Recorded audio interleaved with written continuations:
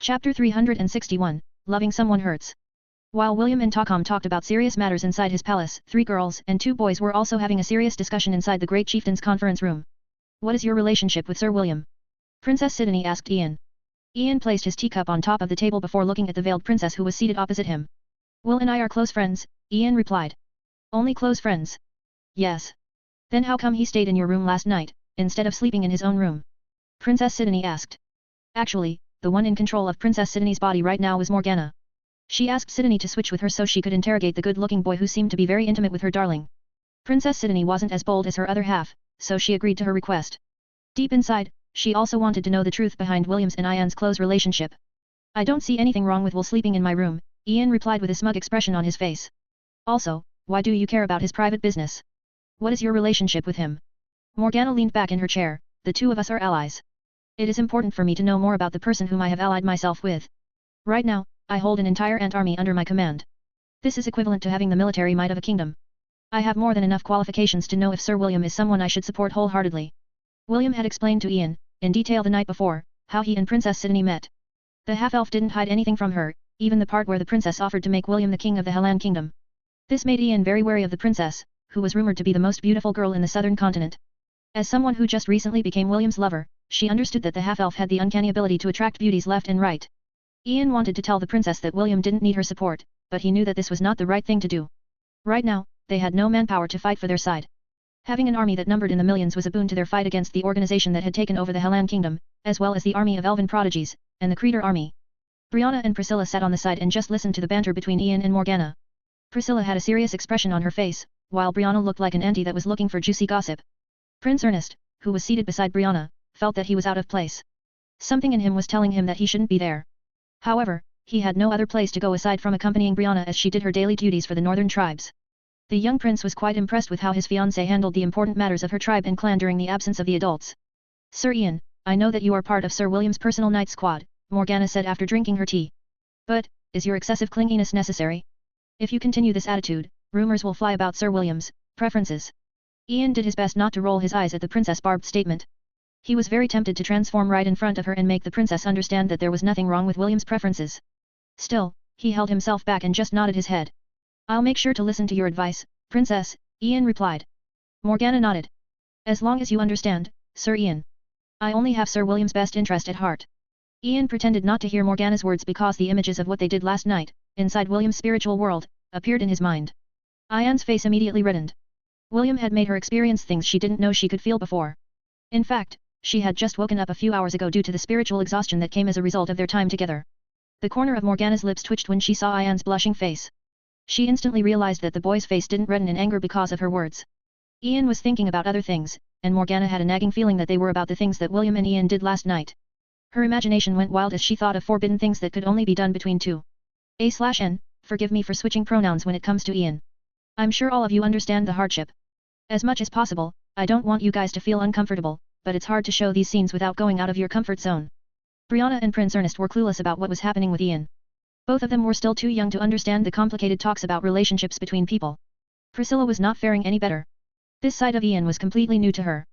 Back when they were still at the academy, she often noticed how her commander and Ian bickered every opportunity they got. William's and Ian's current closeness was something she didn't expect at all.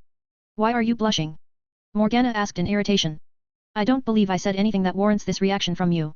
Ian gave Morgana a teasing smile and his eyes had a smug expression in them.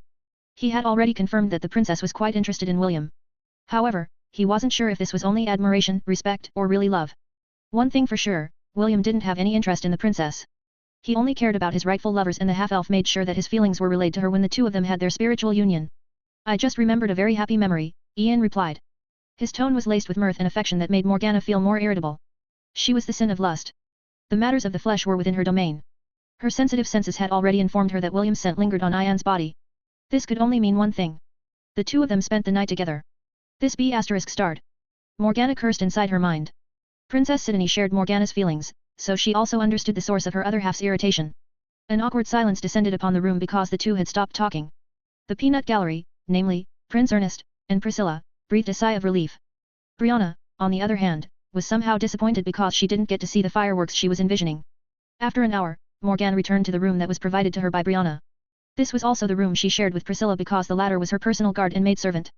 However, Morgana explicitly told the black-haired beauty that she wanted to be alone right now. Seeing that the princess was not in a good mood, Priscilla obediently nodded her head and left Morgana to her own devices. The princess removed her veil and stared at the full-size mirror inside her room. An angelic beauty with long, reddish-brown hair, and mesmerizing hazel eyes, looked back at her. She was worthy of her title as the most beautiful girl in the southern continent. Wendy, Ash, EST, and Rebecca were all beautiful girls, but Princess Sydney's beauty was 2 to 3 steps above theirs. More than anything else, she was very confident in her looks. However, her confidence received a good beating when William didn't show any reaction to her after seeing her face. Although she did see appreciation in the half-elf's eyes, it was nothing compared to the gentleness and affection that William had shown to Ian. "I'm surprised you didn't use your charm on Ian," the beautiful lady thought as she stared at the image reflected in the mirror with a serious expression. "If we were in Frisia, you would not allow anyone to talk back to you like that. Why didn't you charm him? Maybe if you make him submit to you." Naturally, the one that had spoken was Princess Sydney. This was one of the ways they used in order to communicate to each other face to face. "If you were me, would you have charmed Ian?" Morgana asked back. "Do you dare?" Princess Sydney shook her head. She was the brains and Morgana was the bronze. As the smarter one of the two, she knew that if she used her charm on Ian, the consequences would be terrible. "I have a feeling that if we do that to Ian, Sir William will hate us for life," Princess Sydney replied. "Also, doing that would make me feel dirty." "Right. I feel the same way." Morgana gritted her teeth. "Is there something wrong with us? Why should we care about what he thinks? We can just use Ian and Wendy to force him to submit to us. Why should we care about his feelings?" Princess Sydney sighed. Meeting William allowed her to feel things she had never felt before. Jealousy, irritation, envy, and a certain possessiveness that made her feel as if she was inferior. "Because we don't want to be hated by him," Princess Sydney answered firmly. "He's the type that will fight us to the death if we touch his reverse scale. I don't like this feeling, Sydney. It makes me feel weak. Maybe, this is what it means to love someone. Loving someone hurts." Princess Sydney closed her eyes because she agreed with Morgana's words. She thought that falling in love with someone would make her feel complete and happy. She thought that finding someone unaffected by her charms would allow her to understand what love was. Princess Sydney and Morgana hugged each other inside their spiritual world. The two most beautiful girls in the southern continent were hurting because the love that they were looking for was very different from the love that they had envisioned in their dreams. Chapter 362, When a Demigod Sets Up a Flag. "You have very little time, little will," Takam said. "In 3 months' time, the teleport gates that the elves and the Creator Empire are building will be completed. By then, they will be able to bring more of their forces to the southern continent." William listened seriously and pondered how he would be able to prevent such a thing. After racking his brains out, he figured out that it was impossible for him to fight the 2 foreign invaders alone. Even if he added the members of the Anglo-Ryan War Sovereign to his forces, hundreds of children wouldn't be able to fight off against armies that numbered in the tens of thousands. Naturally, there was also Princess Sydney by his side. However, William wasn't sure if the princess would change her mind in the future. Her loyalty didn't belong to the Helan Kingdom, and the Emperor of the Creator Army was her maternal grandfather. If she wished for it, she could return to the Kingdom of Frisia and become its empress. When that happened, William would be left to fend for himself. This is why he was preparing for the worst-case scenario. An organization that is not well known and 2 foreign invaders. William sighed. "Do you have any advice for me, Your Excellency?" Takam chuckled, "As a matter of fact I do. The first thing you need to do is reach a compromise with that pseudo-demigod in the Undying Lands. He is the greatest threat that you are currently facing. Of course, if you can't reach a compromise that is fine as well. He won't be going anywhere for at least 4 more years." William rubbed his forehead because he felt that he was going to have a headache. According to Takam, the pseudo-demigod was imprisoned on the floating island of the Undying Lands. However, it still had a few means in order to make William's life difficult. The attack he received when he was trying to relocate the Hidden Valley to his own domain proved that the prisoner on the floating island was a force to be reckoned with. Takam added that the pseudo-demigod also had an army at its command.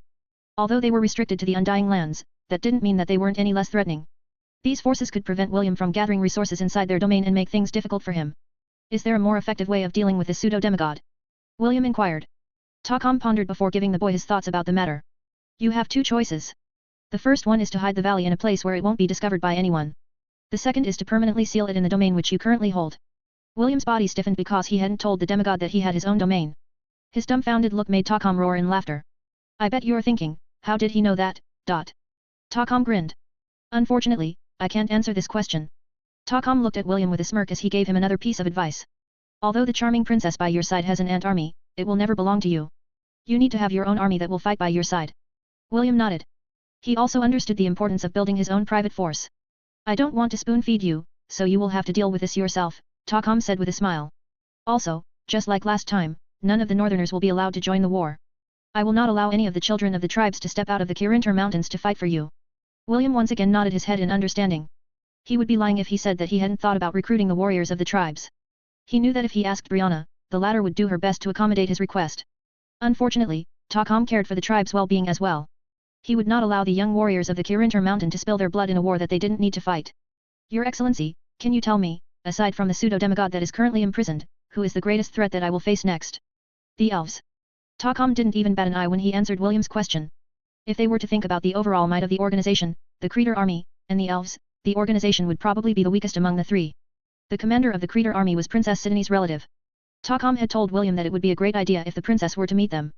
That way, a proper dialogue could be held and they could come up with a compromise between the two sides. As for the elves, they came with the intention to conquer. Takam assured him that negotiation with them was impossible. He even warned William that he was included in their priority list to be captured. The moment the red-headed boy showed his face to the elves, the commander in charge would immediately give an order for his capture. Lastly, watch out for the members of the Holy Order of Light. Takam's expression became serious. They are more annoying than the 7 deadly sins put together.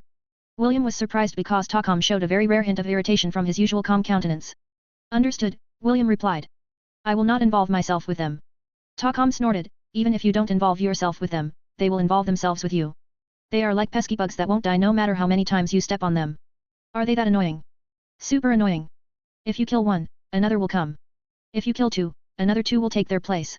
It's a never-ending struggle. Although the chances of them appearing here in the south is slim, the possibility still exists. How should I deal with them? William inquired. If he were really not able to avoid a confrontation, he'd like to have some foreknowledge as to the best way to deal with this pesky organization. Takam became silent as he seriously thought of a way to answer William's question. Several minutes passed in silence as William nibbled on the snacks on the table, while waiting for the demigod to finish his thoughts. Bury them alive, Takam answered after not talking for a long time.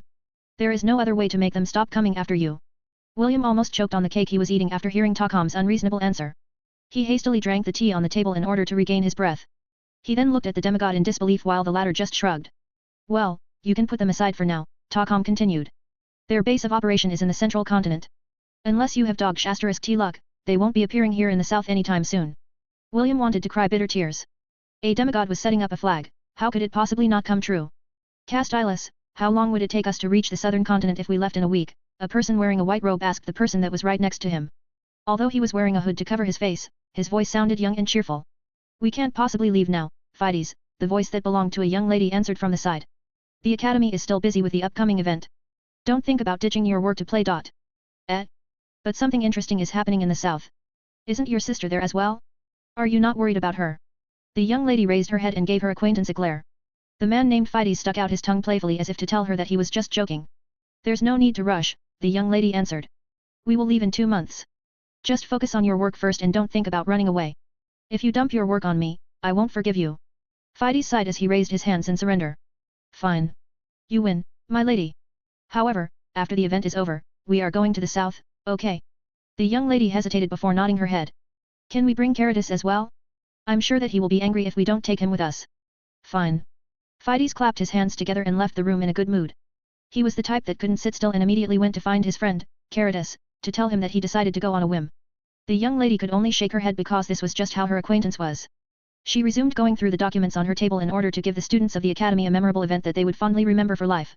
A little girl, who was only as big as an adult hand, flew inside the room from the window. That unruly Fides has left to go find trouble again.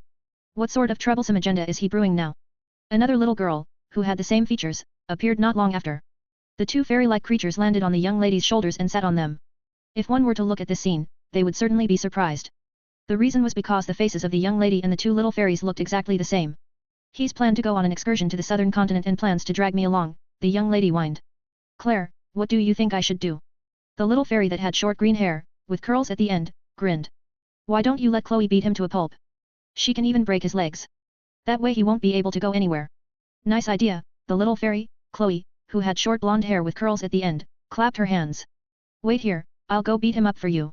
Chloe was about to fly away when she was grabbed mid-flight by the young lady. Violence is not the answer to everything. How many times do I have to tell you to not always deal with problems using your fists? Tehi. Chloe stuck out her tongue cutely. The young lady sighed and placed her adorable little familiar on top of the table. Be good and just help me sort out these documents, the young lady ordered. No hurting people. Understand? Yes.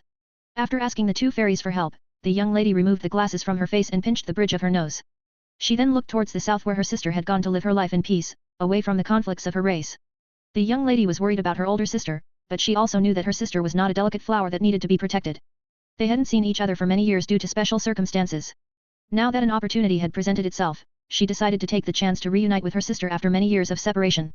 A reunion that would make a certain half-elf realize that all of his earlier assumptions were completely wrong. Chapter 363, I'll come running to hide under your skirt.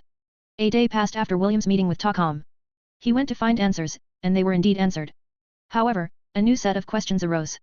One of them was how he would deal with the ticking time bomb that was inside his thousand-beast domain. There was no way he could fight off a pseudo-demigod, even though it was imprisoned. A/N, just to clarify, pseudo-demigods are beings that are only a step away from becoming a demigod. One good example of this is Jekyll. Although they are only a step away, that final step is a barrier that many are unable to pass. Right now, there are only 10 demigods in existence in the entirety of the world of Hestia. Takam said that he should handle the issue with the Undying Lands first, before he dealt with the other problems surrounding the Hellan Kingdom. Maybe I should ask Jekyll for help, William thought. However, by doing so, Jekyll would discover one of his secrets. Although he trusted the dentist of Lant to a certain extent, he was still wary of sharing any of his secrets with someone who made his instincts scream in warning. No, I can't. William shook his head. I need to think of another way. William paced around his room as he tried to come up with other alternatives in terms of dealing with the threat that was looming over his head like a guillotine. Minutes passed. Hours passed and he was still unable to find a solution to his problem. While he continued to contemplate the best course of action to take, a loud knock was heard on his door, which brought him out of his trance. Soon, more knocking sounds were heard and a familiar voice reached his ears. Will, are you busy right now? Ian asked from behind the door. It's time for dinner. William raised his head to look at the clock that was hanging on the wall and was surprised to see that it was already 7 in the evening. Sorry, I didn't notice the time, William replied as he opened the door. It's fine, Ian replied. Do you want me to bring you your dinner here? William shook his head.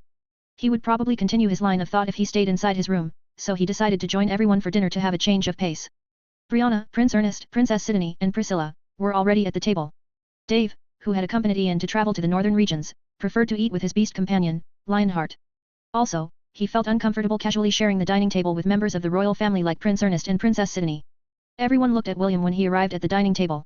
They didn't know why he had met with the demigod of the Kirinter Mountains. Although they were curious, none of them asked him any questions. They just gave him space in order to sort out his thoughts. Brianna, after dinner, the two of us need to talk, William said. His Excellency asked me to pass some words to you. Brianna nodded. As someone that was born in the Kirinter Mountains, the word of their god was law. None of the tribes would defy a decree that had been issued by their sovereign. William then shifted his attention to the princess whose face was covered with a veil. Princess, I would also like to talk to you in private.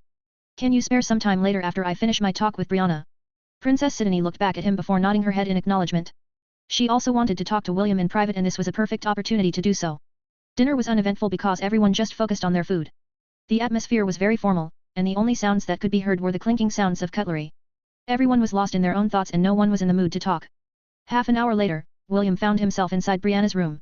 The little loli insisted that the two of them talked inside her room to give them more privacy. William didn't argue with her because he was also curious about what her room would look was like. Your room doesn't look like it belongs to a girl, William commented after he sat on the seating mat on the floor. There were no dolls, or any girly colors that would make anyone think that the room belonged to a girl. Instead, there were bookshelves that lined almost every wall that made up her room and all of them were filled with books. William finally understood why Brianna was so mature for her age. She was someone who loved to read, and the wisdom she had gained from reading allowed her to understand many things like politics, and how society worked.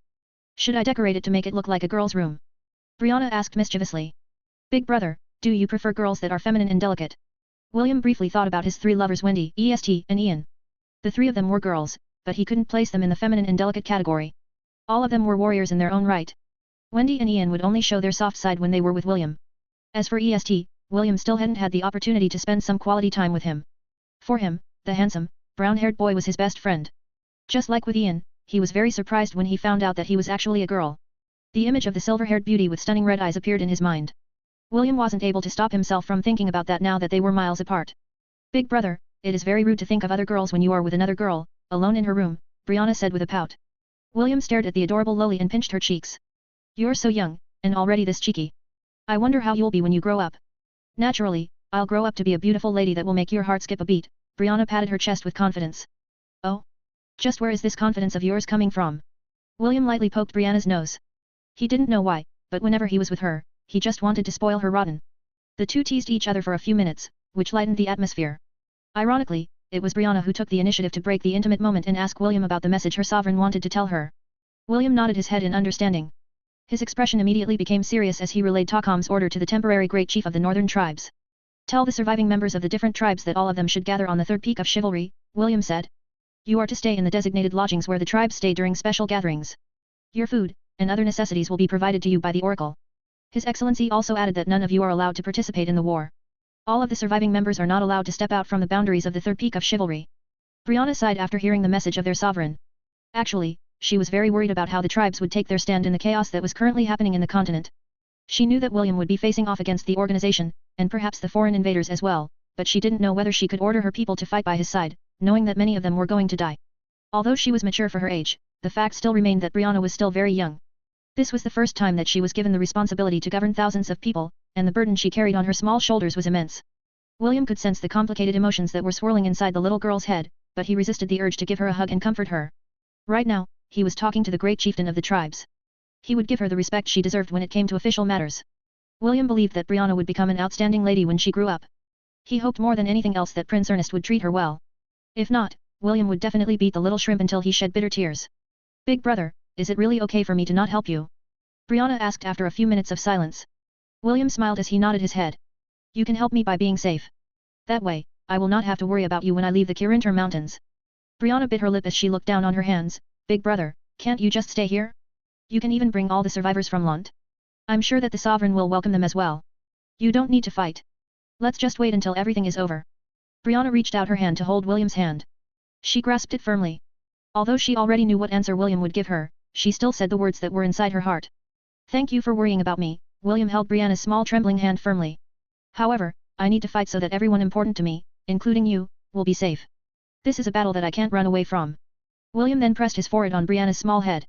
Don't worry, if the enemy is too powerful for me to handle, I'll come running back and hide under your skirt. Make sure to take care of me when that happens. Pfft. Brianna wasn't able to hold back a giggle after hearing William's shameless words. The anxiousness in her heart decreased by a big margin as she listened to her big brother's teasing. It was during these moments, when Brianna felt that her heart was truly at ease. Chapter 364, I was born ready. After ending their meeting, William headed towards Princess Sidonie's quarters to talk about how they should handle their current enemies. I know I already asked back at the Anthium, but are you sure you don't want to see the representatives of the Creator Empire? William inquired. Have you already grown tired of me, Sir William? Princess Sidonie asked in a teasing tone. Do you love your knight so much that you want to get rid of the third wheel? William shook his head. Frankly, I need your help. But I don't know if I can entrust my back to you. Princess, be honest with me. What do you really wish to accomplish? Princess Sidonie raised her hands to remove the veil covering her face. What do I want to accomplish? Princess Sidonie asked back. Her mesmerizing hazel eyes stared straight into William's own as she made her true feelings known. I thought I knew what I wanted to accomplish. However, reality is very different from my expectations. Sidonie's eyes glowed, not because she was using her charm, but because of her overflowing feelings that were rising up to the surface. The seven sins had their own specialty and she was born to be the embodiment of lust. She was happy and sad that her powers didn't work on William. Princess Sidonie finally found what she wanted, but she was not what he wanted. This made her feel hurt, because she was used to being the apple of everyone's eye. Even the crown prince of the Helan kingdom, Lionel, would do anything to have her good graces. Sir William, I want to know what love is, Princess Sidonie said softly. I want to know what it means to fall in love with someone, and be loved in return. Can you give me what I want? In return, I will give you my everything. William looked back at the princess with a serious expression before shaking his head. I'm sorry. I cannot give you what you want. Princess Sidonie lowered her head and clenched her fist. She was not disappointed, because she had already expected this answer. In fact, it would be her who would be disappointed if William had nodded his head and agreed to her request. As expected of darling. Yes, we didn't choose the wrong person. However, you also understand what we need to do, right? He will never look at us the way he looked at Wendy. I know, Princess Sidonie replied. Since I can't be his favorite then I just have to be his. William and Princess Sidonie talked, but the two couldn't come to an agreement. Knowing that nothing more would happen in their discussion, William respectfully asked to end their talk. Princess Sidonie was in agreement and even bid William good night. As soon as the door of his room closed, a single tear slid down the side of Princess Sidonie's face. She felt regret that things had to end this way, but she and Morgana had already resolved themselves with their decision. Are you sure, Princess? Priscilla asked as she opened the door of the flying carriage. Yes, Princess Sidonie replied. We're going back to Frisia. It's time to return home. The blade wyvern opened its wings and flapped them a few times in order to warm them up. When it felt that everything was ready, it soared up into the air, pulling the flying carriage behind it. It didn't utter a screech because the princess wanted to leave silently. Due to the dark clouds in the sky, blocking the light of the moon and the stars, it was quite easy to leave undetected. Princess Sidonie glanced at the ground one last time before closing the curtains of her flying carriage. Goodbye, Sir William. If we can't make you pay attention to us as your ally, then we will become your enemy. Let's see if you still ignore us when our army comes knocking on your door. I will look forward to the expression you are going to make then, darling. Princess Sidonie smiled at the thought of the man she liked thinking about her all day as she devastated his precious Helan kingdom. Since she couldn't use the soft approach to make him submit, she would use force in order to get him to kneel. She was one of the 7 deadly sins after all, and it was perfectly fine for her to commit a sin. Princess Sidonie had long embraced her true self, and she would not shy away from using her God-given talents to have her way. Hundreds of portals appeared beside the flying carriage as countless numbers of winged ants appeared and flew in a formation with it at its center.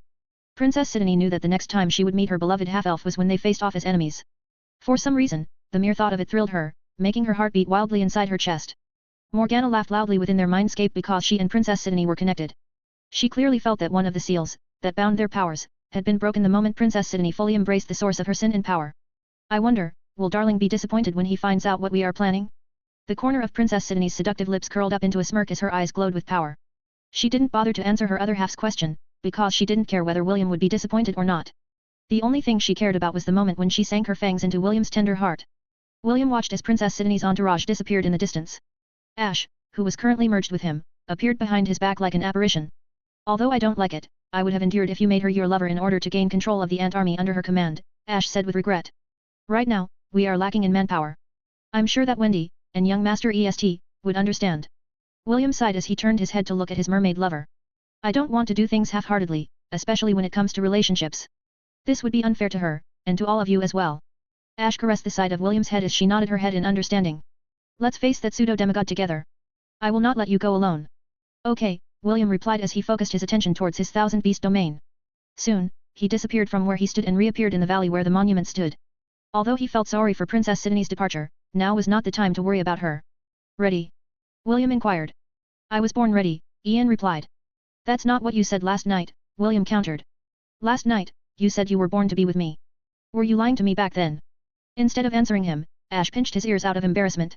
Stop talking nonsense. Let's go. William stopped his teasing as he took deep breaths in order to calm himself. When he was ready, he took the sheathed dagger out from his storage ring and placed his hand over the monument. A bright flash of light appeared that would send William and Ash into the domain where a strong adversary was waiting for them. Chapter 365, William's King's Legion Part 1. William stared at the floating island in the sky. No matter how much he sent his senses towards the floating island, he couldn't feel anything. The domain itself was void of any animal life. There were no howls of beasts, no chirping from the birds. Even the subtle sound of insects couldn't be heard in this domain, which made William very uncomfortable. After looking at the floating island in the sky for 5 more minutes, William raised the sheathed dagger in his hand. A gentle wave of red light washed over his body. Soon, his feet rose from the ground as the power of the dagger guided him towards the floating island. It didn't take long before his feet were once again firmly planted on the ground. Beautiful, the apparition of Ash, that was floating above William's back, said as she stared at the imposing fortress that had existed since the time of the ancient gods. The structure that held back the attacks of the dark beasts that tried to wipe the human race from the face of the earth. The last stronghold of humanity, Avalon, stood in front of William in all of its ancient glory. William admired the fortress for a full minute before running towards its massive gates. He had already summoned Stormcaller in order to be ready for any unexpected surprises. Ironically, when he was halfway to the gates, they opened on their own. The sound of rattling reverberated in the air as thousands of skeleton warriors poured out through the massive gates. With a glance, the red-headed boy could easily tell that they weren't there to give him a warm welcome. William stopped his charge and used his appraisal skill to check the undead army that was in front of him. Skeletal Knight. Undead. Threat level, D, low. Cannot be added to the herd. Skeletal Archer.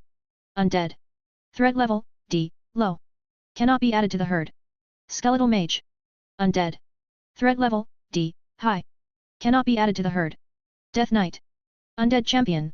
Threat level, A, high. Cannot be added to the herd. Bone Dragon. Undead Dragon. Threat level, S, low. Centennial Beast. Cannot be added to the herd. The only real threat is the Death Knight and his Bone Dragon mount.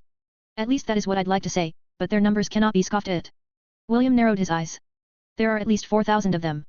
Ash took a fighting stance above William. She was currently merged with him, so she needed to coordinate with his will. Remember, you can't fight for a long time, Ash reminded. We don't know if we will be fighting more monsters once we get inside. It is best to conserve your strength. William nodded. He agreed with Ash because there was still the pseudo-demigod to deal with. He couldn't possibly waste his limited time fighting against the skeletal army. Join me on the battlefield, William ordered as he pointed his spear at the army that was approaching him. Come forth, King's Legion. Several portals appeared behind William as his small beast army came forth to aid him in battle. Ella led the Angorian war ibexes and flanked William's right side. Fenrir led his troop of trollhounds and formed the vanguard in front of William. Scottaray, the Blood Eagle, the Rainbow Birds, and the Cercopes monkeys flanked William's left side. Suddenly, 2 giant portals appeared in the space several meters above the red-headed boy. Soon, 2 mighty screeches resounded in the domain as a wyvern, and a griffin flew out of the portals. The two magical beasts circled around William once before hovering several meters from his left and right sides. Dave Cornwell, reporting for duty, my lord. Conrad Kent Carlton, at your service, my liege. This looks interesting. Count me in. Psoglov declared as he also appeared on the battlefield. A small, rainbow-colored, anteater also appeared and looked at Avalon with nostalgia. It's been thousands of years since I saw Avalon.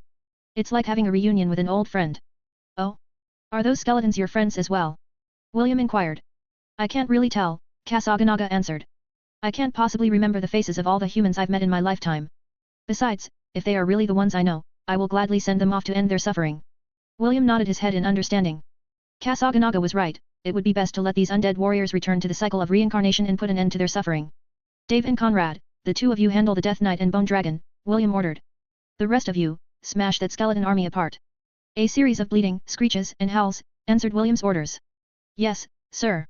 Dave and Conrad led the charge of William's legion as they descended upon the skeletal army, leaving skeletal parts in their wake. Arrows and spells flew in the air as the skeletal archers and mages fought back. Most of their attacks hit the troll hounds, giving them serious injuries. They were the initial impact of William's forces, but they numbered less than 100. After fighting against the goblins in the goblin crypt and resting inside the magic crystal cavern, each of the troll hounds had increased their rank and were now all rank C, mid, beasts. Fenrir had also crossed the threshold and became a rank B, low, beast. A few seconds later, these injured troll hounds stood up and growled in anger.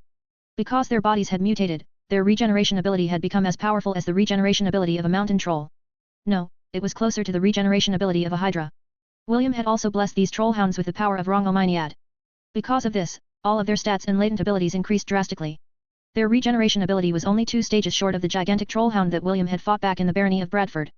Fenrir roared mightily as it thrashed the skeletons in front of it. Right now, Fenrir was 1.5 meters tall, which was as tall as an adult horse. He was slightly bigger than the troll hounds that were 1 meter tall and were currently fighting bravely by his side. William couldn't help but remember when the skinny troll hound, who had been on the verge of death, agreed to become part of his herd.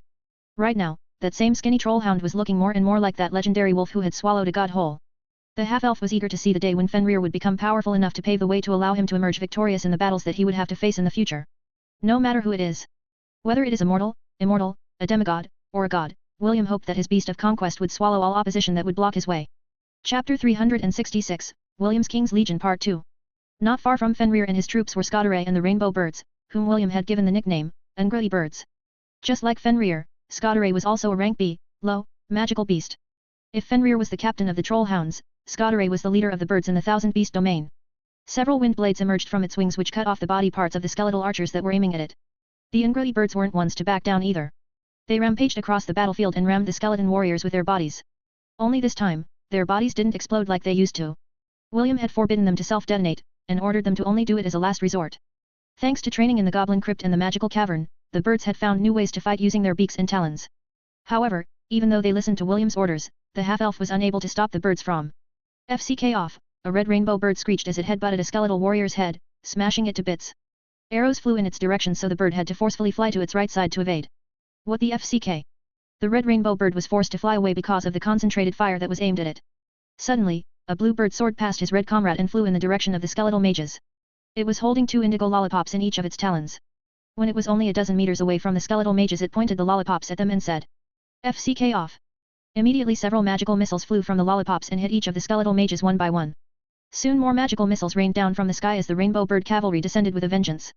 Each of the birds were holding indigo lollipops in their talons and a series of magical bombardments commenced. Not bad, William muttered softly as he rubbed his chin with great interest. This was the first time he had tried to incorporate Lily's lollipops with his subordinates. So far, he was quite satisfied with the results. William then shifted his attention to the meter-tall Circops monkeys that were holding hollow concrete blocks in their hands. They were also Class C beasts mid and their forte was brute strength. However, for some reason, all of them had become interested in William's alchemy. One time, out of sheer boredom, William tried to make some bricks to test his alchemy job class. The first thing he made were bricks, but he failed miserably. Instead of making bricks, what he made were hollow concrete blocks. He tossed these concrete blocks aside and thought of them as useless. However, the curious Circops monkeys took the concrete blocks from the ground and started playing with them. Soon, they were throwing them at each other as if they were playing catch. Seeing that the monkeys were having fun, monkeying around, William decided to craft more bricks for them. Soon, all of the monkeys had a hollow concrete block of their own. What William didn't know was that the hollow concrete blocks that he had made were late bloomers. When he appraised them, his appraisal skill only stated that they were normal hollow concrete blocks. However, a day later, William was pleasantly surprised to see that the concrete blocks had suddenly gained 2 abilities. The first surprise was that the hollow concrete blocks had become as hard as steel. The second unexpected surprise was that they had become soul weapons for the Circops monkeys. All in all, William had 30 Circops monkeys inside his domain. They were fast and agile melee fighters that could use the terrain of the forest to their advantage. Due to the Circops monkeys' superhuman strength, the steel concrete blocks in their hands became powerful cannonballs that could obliterate almost everything in their path. The scary part about this soul-bound weapon was that the monkeys could instantly summon them back with just a thought. Basically, they were the all-rounders in William's army that specialized in ranged warfare as well as close combat. Originally, the half-elf wanted to name the leader of the Circops monkeys, King Kong. He wanted to pay tribute to the monster that became infamous in William's world, the giant ape that developed an infatuation with a beautiful human girl. It was then when William realized that the Circops monkey might develop a tendency that would match its name. After careful consideration, William decided to scrap his first choice and decided to name the Circops leader, Mohawk. The reason? Because the monkey had an unusual hairstyle that resembled an axe on its head. Instead of naming him Tomahawk, which was a mouthful, the red-headed boy opted for the shorter version which was Mohawk. William then shifted his attention to Ella and the Anglo-Ryan war ibexes. They had been with William the longest and were the ones who had stayed with him through the hardships of his younger years. Ella's battle strength was now at the peak of rank B, while the rest of the Anglo-Ryan war ibexes were now all rank B, low. Just as William expected, the skeleton army didn't stand a chance against their powerful charge. In the beginning, William was forced to choose between the strength path and the spirit path for the first members of his herd. Back then, he just focused on their physical strengths because he wasn't confident that a hybrid build would make them stronger. All of those worries disappeared with the help of the magic cavern, and William used it to its fullest advantage. Because of the magic cavern, he had been able to access the spirit path and upgraded some of the skills in that skill tree to make the war ibexes more versatile. Benevolent Shot was one of the skills from the spirit path that William had chosen for the goats. Now they had other skills like magical armor, shield, and protection against good and evil. These magical buffs heightened all of the Anglo-Ryan war ibexes' defenses, making any attacks below their rank unable to even graze them. William was already confident about Ella and the others' offensive prowess, however, their defensive abilities were non-existent. This was why he used all of their skill points to upgrade all three of these defensive magics to their fullest. With this, the war ibex heavy cavalry was finally complete. Chrono and Aslan didn't even bat an eye as they charged through the rain of arrows and magic spells that descended upon them. Their bodies glowed due to the effects of the spells that were currently protecting them from the attacks that would have harmed them otherwise. William nodded his head in satisfaction as he looked at the scene. Maybe I should have negotiated with Takam and asked for 1,000 war ibexes from the northern region's tribes, William thought. Sadly, the demigod of the Kirinter Mountains was very firm in his decision to not involve the northern tribes with the upcoming war. However, that didn't mean that he wouldn't extend his hand to help William. Takam promised the half-elf that he would appear at the crucial moment. Until then, he told William to do his best to survive as he took part in the war that would rearrange the balance of power in the southern continent. Chapter 367, William's King's Legion Part 3. After seeing that the battle on the ground was going smoothly, William then shifted his attention to the great battle that was currently happening in the sky. Dave and Conrad were currently waging war against the Death Knight and its powerful mount, the Bone Dragon. William's two knights had chocolate lollipops inside their mouth which prevented them from getting intimidated by the fearsome aura of the Death Knight and the Bone Dragon. At first, the Bone Dragon activated its special skill, Dragon Fear. However, due to the chocolate lollipop's ability to grant immunity to fear and increase resistance against mind-affecting spells, the two boys were able to battle without being affected by the Bone Dragon's powerful aura. Dave, the Crusader of the Sky, and Conrad, the Dragon Knight of War, worked hand in hand to prevent the most powerful threat on the battlefield from aiding the skeletal army on the ground. Each time the Bone Dragon would try to dive towards the ground, one of the two boys would activate the skill Dual X to force it to clash with them, which frustrated the Death Knight. Careful, it's going to use Dragon's Breath. Conrad warned Dave, who was currently in the Bone Dragon's line of sight. Black flames erupted from the Bone Dragon's jaw and flew straight towards the annoying griffin and its rider. Dave summoned a spear into his hand and took aim. This was the same spear that William had used to tame Lionheart back at the southern forest. Although the spear had been tainted due to William's unique way of taming, it was still a good weapon and Dave had no other option but to wield it. Light that shines upon the world, bathe us all in your eternal glory. Dave roared as the spear in his hands shone with a radiant light. Grand Cross. The chubby boy threw the spear directly in the path of the dragon's breath. Soon, the two forces collided. One light, the other dark. Both countering the other. The collision lasted for a few seconds before both attacks cancelled each other out. Lionheart charged forward as Dave reclaimed the spear mid-air. Conrad wasn't being idle either. Right after the Bone Dragon used its breath attack, he had activated one of the special abilities that he had gained after he had obtained his job class from William's knighting ceremony. Flames that were birthed in the heavens, make your mark now. Conrad shouted. Dragon Meteor. A 5-meter-wide flaming fireball descended from the sky and slammed directly into the back of the Bone Dragon, hitting the Death Knight in the process. The Bone Dragon roared in anger, but it managed to keep itself airborne despite the fact that some of its body parts had been destroyed. Dave and Conrad exchanged a glance with each other. Both boys nodded their heads simultaneously as they prepared to finish off their opponent once and for all. Tornado Descent. Dave ordered. Lionheart started to spin, mid-air, as it obeyed its rider's command. Soon, a green tornado enveloped the griffin as it flew towards the Bone Dragon. Dragon Descent. Conrad ordered his wyvern to initiate one of its special moves that coincided with Dave's tornado descent. Instead of spinning, the wyvern folded its wings and descended from the sky like a missile. Its body was enveloped with purple flames as the mighty roar of a dragon echoed across the heavens. The Death Knight cast a magic barrier to protect itself and its mount from the collision. However, the barrier broke seconds after the two powerful attacks collided with it. A powerful explosion erupted, sending shockwaves in all directions. William's robe fluttered as he looked at the sky with a serious expression. Ash was doing the same as well, because this was the first time she had seen Dave and Conrad fight together. It was an eye-opening experience because the mermaid didn't know that the two boys were very capable fighters. Although the majority of the students in the Magic and Spirit divisions looked down on the Martial division, Ian, Isaac, and Wendy were some of the few students who recognized their potential. Seeing the two boys face off against a powerful opponent made Ash realize that she still had greatly underestimated the knights under William's command. They are the only knights I have in my current King's Legion, William said softly as if reading Ash's thoughts. In the future, I plan to add more. I look forward to the day when all my knights can sweep over the battlefield and turn the tides in my favor. Ash pondered for a brief moment before nodding her head. I want to see it, too. However, I also hope that the day arrives when you don't have to fight anymore. I don't want you to get hurt. William felt something warm spread in his chest as his mermaid lover wrapped her arms around him. The union between their souls held a very intimate feeling. It was as if both of them really were sharing a single body with their hearts beating as one. I can't promise you that I won't get hurt, William said as he continued to look at the sky. However, I will do my best to come back in one piece. I don't want you to cry a river when something happens to me. You're too full of yourself. Thank you. I'm not praising you, Ian nagged, but she still kept her arms wrapped around her handsome lover. She was already used to William's teasing and knew that it was already part of his character, one she had unknowingly fallen in love with. It's over, William said as dragon bones fell from the sky. The two knights circled in the air once before joining their comrades, who were still fighting on the ground. William knew that this was only the beginning of his battle against the pseudo-demigod that was imprisoned within the fortress of Avalon. A mere appetizer for the true battle that was about to come.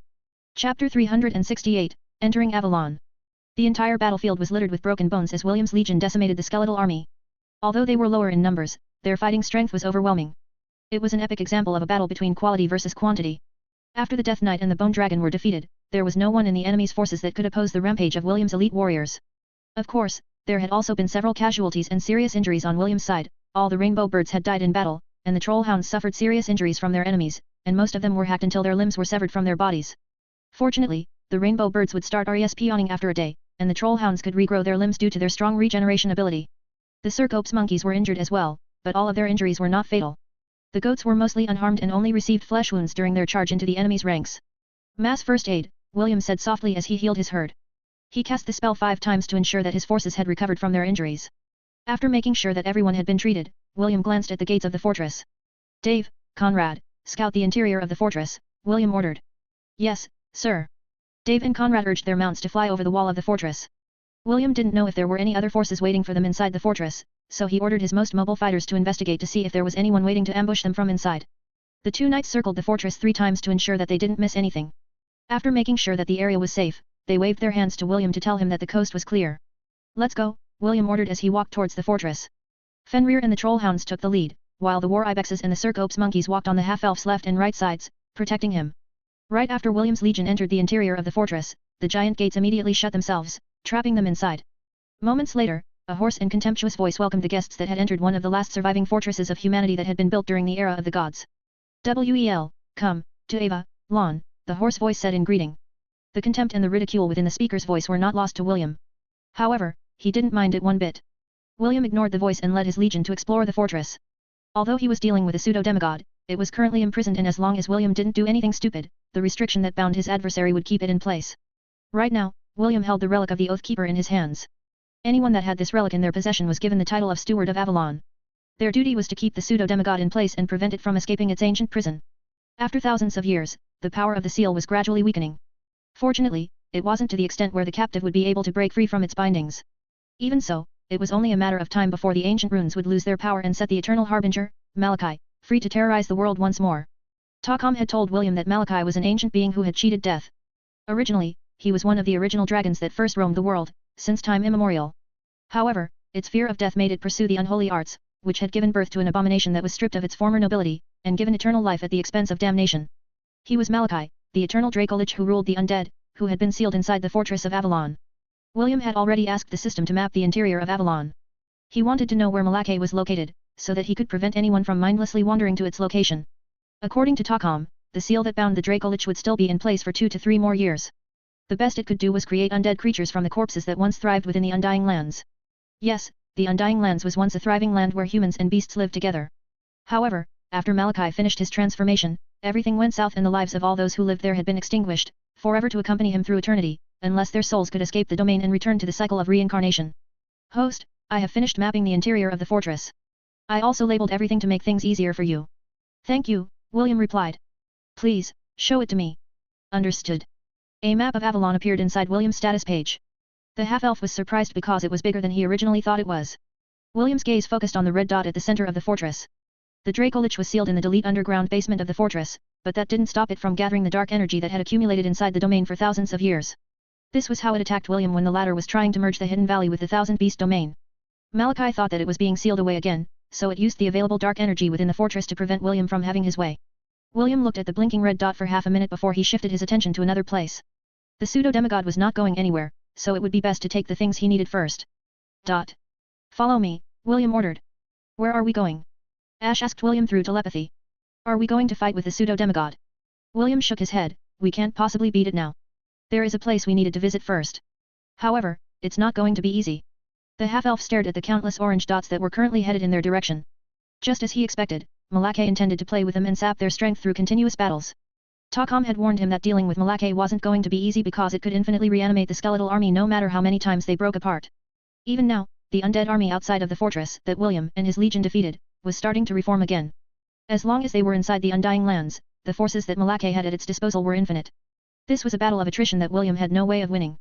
Fortunately, he didn't come here to fight the Dracolich in a straightforward manner. His purpose for coming inside Avalon was to gather some precious items that would help him deal with Malachi at a later time. William only hoped that he and his legion would be strong enough to retrieve these items before they were overwhelmed by the skeletal horde that numbered in the hundreds of thousands. Chapter 369, Flames of Purification. Icicle Realm. A sound similar to hundreds of tinkling glasses reverberated in the surroundings as William activated this Icicle Realm. This spell was one of the most powerful spells in the Ice Wizard job class. It allowed William to create a zone where icicles protruded from the ground. However, it didn't stop there. Within this battle zone, hundreds of sharp icicles crisscrossed in the air, attacking those that the red-headed boy deemed to be his enemy.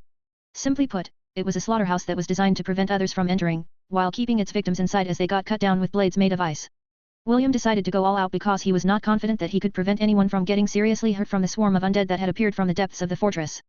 A hoarse laughter echoed within Avalon as Malachi watched its guests get cornered by his minions from his underground prison. It had been many years since he had seen something entertaining.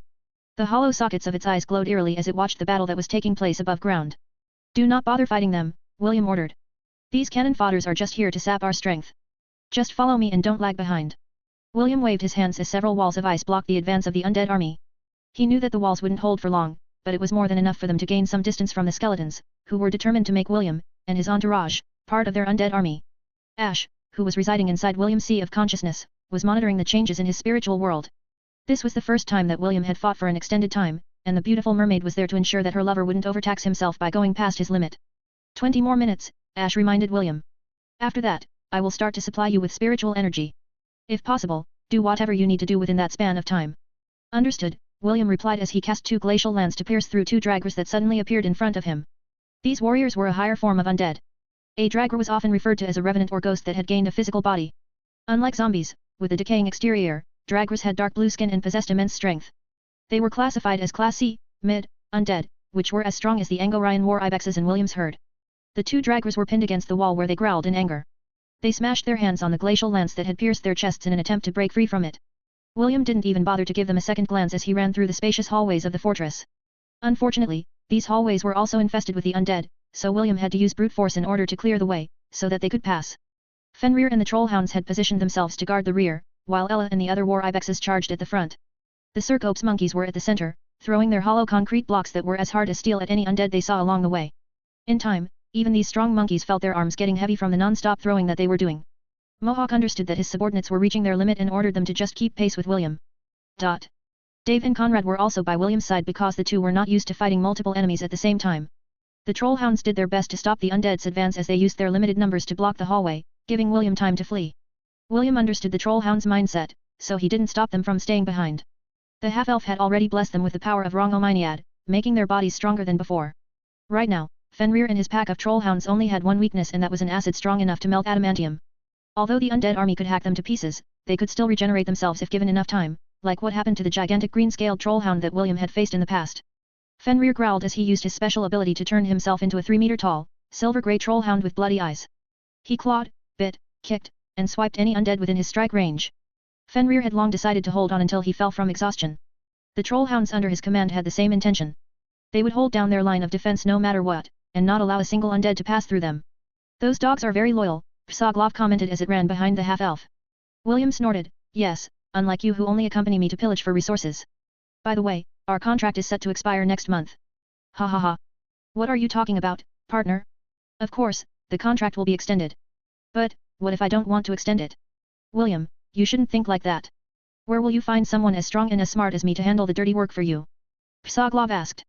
You don't need to do anything, just tell me what to do and it shall be done. I can even promise to stop eating human meat for 5 years if you like. William sighed as he glanced at the shameless demonic dog who was looking at him with its single eye. Meaning, you will eat humans again after 5 years. Of course. Ah, but I will compromise. I will only eat the bad guys. That's fine, right? Fine. Just make sure to do your duties well. Naturally. You can count on me, Psaglov, to get things done right. Right now, the demonic dog was a bona fide Class A beast after enjoying the resources that he had obtained from being William's business partner. Because of this, he had become the strongest ruler of the forest among his comrades, and this made them very jealous. Some of them even asked Psaglov if he would introduce them to William. Clearly, they also wanted to experience the benefits that Psaglov was enjoying through the red-headed boy's company. The sly demonic dog agreed on the surface. But, deep inside, he had no intention of letting his acquaintances hug the half-elf's thigh. He planned to hoard all the resources that he could get from William, and had no plans to share them with anyone. HMP. Trying to steal my game? Not a chance. Psaglov mused as a devilish grin appeared on its demonic face. It was certain that if it continued to follow William, it would soon step into the centennial rank, which had seemed to be far from its reach in the past. William didn't know that Psaglov wouldn't leave his team even if the half-elf were to end their contract. It would shamelessly hug his thigh until he reached the millennial rank. Until then, it would shamelessly stick to the golden goose that gave it wealth and power. Finally, after a great struggle, they finally arrived at their destination. William raised the sheathed dagger in his hand and the giant gates opened wide to allow him entry. Everyone get inside. William ordered. The goats, monkeys, the 2 boys, and Psaglov entered the room without questioning William's orders. William was the last to enter and the gates immediately closed behind him. King's Legion! William shouted. A brief flash of light illuminated the room before the sound of several bodies collapsing on the floor echoed within its walls. All the trollhounds had green blood oozing from their bodies and they were all in a very miserable state. Fenrir was the only one left standing, but its trembling legs soon gave way as the leader of the pack lost its strength. Mass first aid. William cast his healing spell to treat their injuries without batting an eye. Beads of sweat dripped from his forehead and his breath had already grown ragged. Advancing towards their destination took them 2 whole hours. If not for the fact that Ash had merged with William, and was constantly supplying him with spirit energy, the half-elf would have long run out of juice and would have been forced to abort their mission. Are you all right? Ash asked. Does it hurt anywhere? Ash had been monitoring William's body and, aside from exhaustion, she couldn't sense anything else that might be wrong with her lover. Still, she still felt anxious so she asked William if he was hurting somewhere. I'm fine, William replied as he tried to catch his breath. Just give me some time to rest and recover. William took deep breaths in order to calm his nerves. The adrenaline rush had receded, and he was feeling sore all over. Still, he could still count their expedition a success because they managed to reach their destination in one piece. Sir William, what's that? Dave asked as he pointed at something that was floating in the center of the room. William patted the chubby boy's shoulder as he stared at the white fireball that was hovering in the center of the room. That is the reason why we came to this place, William answered. That white fireball is called Astria's Tear. However, it also goes by another name. William walked towards the center of the room before he continued his explanation. The mortals that survived the era of the gods simply called this flame, born from the tear of a goddess, the flames of purification. Chapter 370, Eve's Extortion. Flames of Purification. What does it do? Ash inquired. William smiled as he extended his hand towards the flame. Just as its namesake, this flame has the power to purify all things. The flames of purification trembled as if it was about to wake up. Soon, the flames grew brighter and began to dance around the room. Everyone backed away in fear of getting burned, but William opened his hand in a gesture telling everyone to stop whatever they were doing. Calm down, William explained. This flame cannot hurt the living. The flames of purification grew in size until it became a 2-meter-tall fireball. William fearlessly extended his right hand to touch it. I have come to take you out of this place, William said softly. I, the steward of Avalon, need your power. Help me purify the mortal lands from those who wish it ill. Tendrils of white flame wrapped around William's right hand. A few seconds later, the flames extended to his entire body, covering it in white flames. Surprisingly, William didn't feel any heat coming from the flames of purification. Instead, he felt as if he was being embraced by a refreshing breeze that melted away the exhaustion in his body. Soon an emblem of a white lotus flower appeared on the back of his hand. It lingered there for a brief moment before disappearing completely. William sighed in relief because his mission was finally complete. It was now time for them to leave the fortress and return at another time. There were several other priceless treasures, like the flames of purification, that were being kept inside Avalon. William had to gather all of them in order to stand a fighting chance against the Draco Lich, that was only a step away from becoming a demigod. Meanwhile in Lont, Eve walked around the garden of the Ainsworth residence under Leah's supervision. Trailing behind her were 7 ducklings who, for some reason, had regarded her as their parent. Eve had accidentally discovered the eggs when they were about to hatch. When the ducklings had come out of their shell, the first one they saw was Eve and she was automatically registered in their heads as their parent. Since then, the ducks followed Eve wherever she went, which made Matthew and Leah chuckle from time to time. Ever since the incident with Prince Lionel, the two decided to remain in Lont to manage the survivors of the 3 towns that were part of their territory. After having a meeting, they decided to bring all the children back to Lont so that they would all be cared after. Due to the threat of another beast tide, the veterans of Lont had constructed an underground shelter, which could also be called a small town of sorts. There was more than enough space for the survivors of all 3 towns and they didn't need to worry about their food and security. At first, the kids were terrified of the many beasts that roamed around Lont like the golden ape, the wyverns, and the mountain trolls. However, after spending a few days inside the town, they realized that they didn't need to fear these beasts. Some of the children from the other 2 towns even spent their time playing beside the Arabro because the giant golden ape made them feel safe. Vlad, on the other hand, mostly stayed inside the Ainsworth residence. He would just sit there and meditate and not get in anyone's way. James and him were best friends, so he decided to stay and protect the town while the curse on the adults was still in place. Suddenly, Vlad's eyes opened as he stared at the north. For a brief moment, he felt a surge of power that came from the Kirinter Mountains. As the only 2 demigods that lived in the southern continent, Vlad and Takam naturally knew about each other. They had even met twice and formed a non-aggression pact of sorts. This was also why James was among the very few people that were allowed to visit the Kirinter Mountains unimpeded. Unfortunately, this didn't apply to William because Takam didn't even know he existed. Only when Ella appeared in the northern regions did he discover that the red-headed boy was James' grandson. Because of this, William had become one of the VIPs that could visit him in his palace located in the first peak at any given time. Astria's tear, Vlad muttered. Avalon has finally appeared. Vlad sighed and closed his eyes once again.